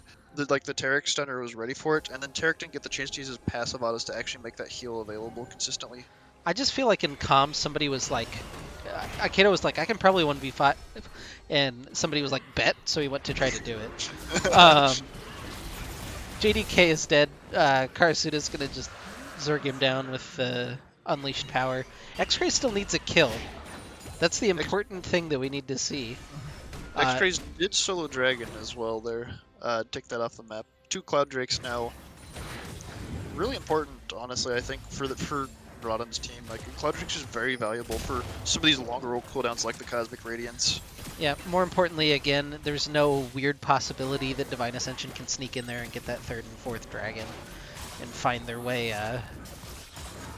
to a kind of a stumbling to a win condition. I tune in, it's a classic Plat Squad stomp. You should have seen last game, Shivam. That was, this is a close game compared to last game. Okay, X-Craze is looking for it. Not the members you would assassinate though. Yeah. That's a meatball and Trundle. Gets immediately sectioned off. Now Karasuda over the wall. There He you will go. pick it up. There's 100 the 100. kills for him. The And big his 100. He'll die in the process. Karasuda just trying to kite through McKnight. Hits the stun. Doesn't have the ult. It's gonna be the 3-man goon squad onto the Baron. Oh yeah, that's super easy. The Aikedo doesn't die, and then Charek's gonna have perma healing as well, so uh, it'll take a little bit of time. And let's see if they get sniffed out. Oh, yep.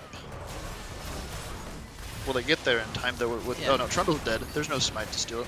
Yeah, Ezreal ult at 4k. They can still make something happen. JDK pops into the pit with that blast cone. He not able to steal it though. It was kind of a worthwhile attempt. Oh, he honestly. ulted from the wrong angle. Unlucky.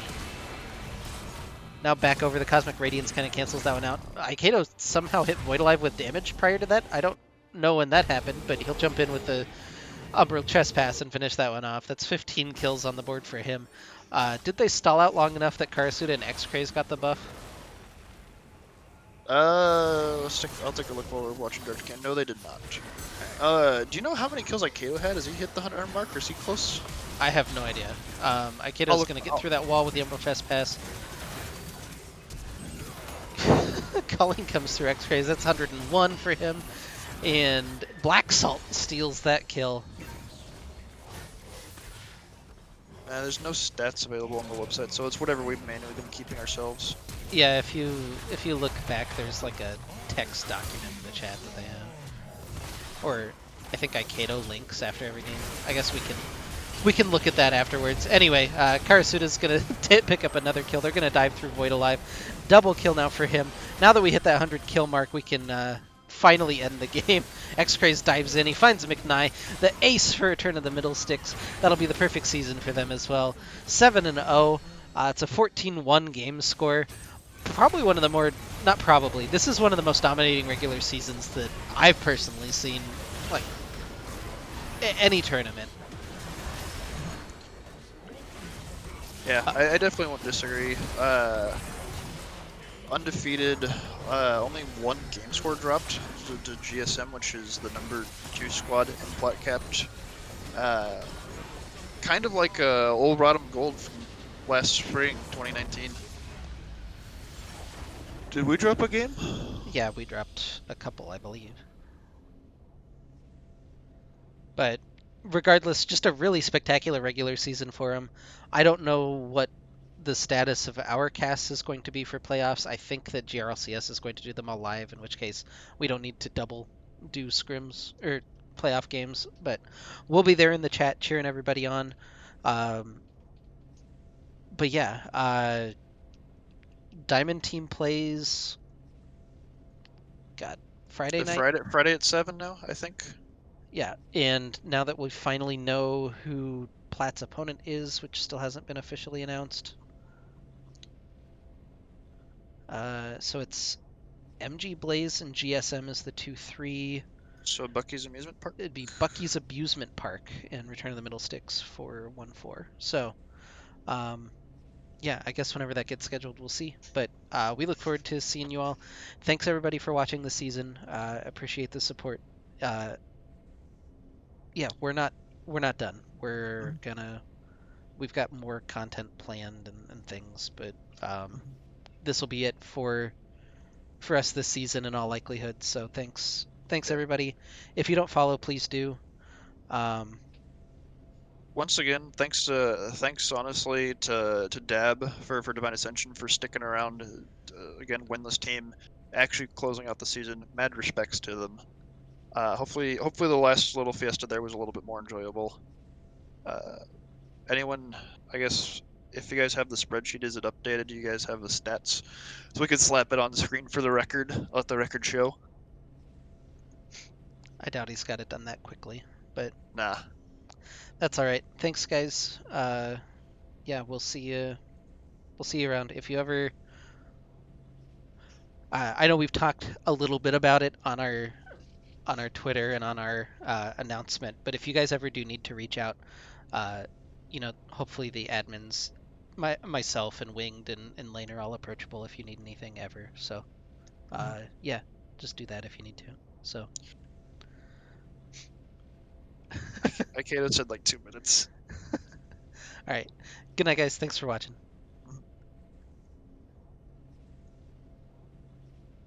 Got the dab bird in.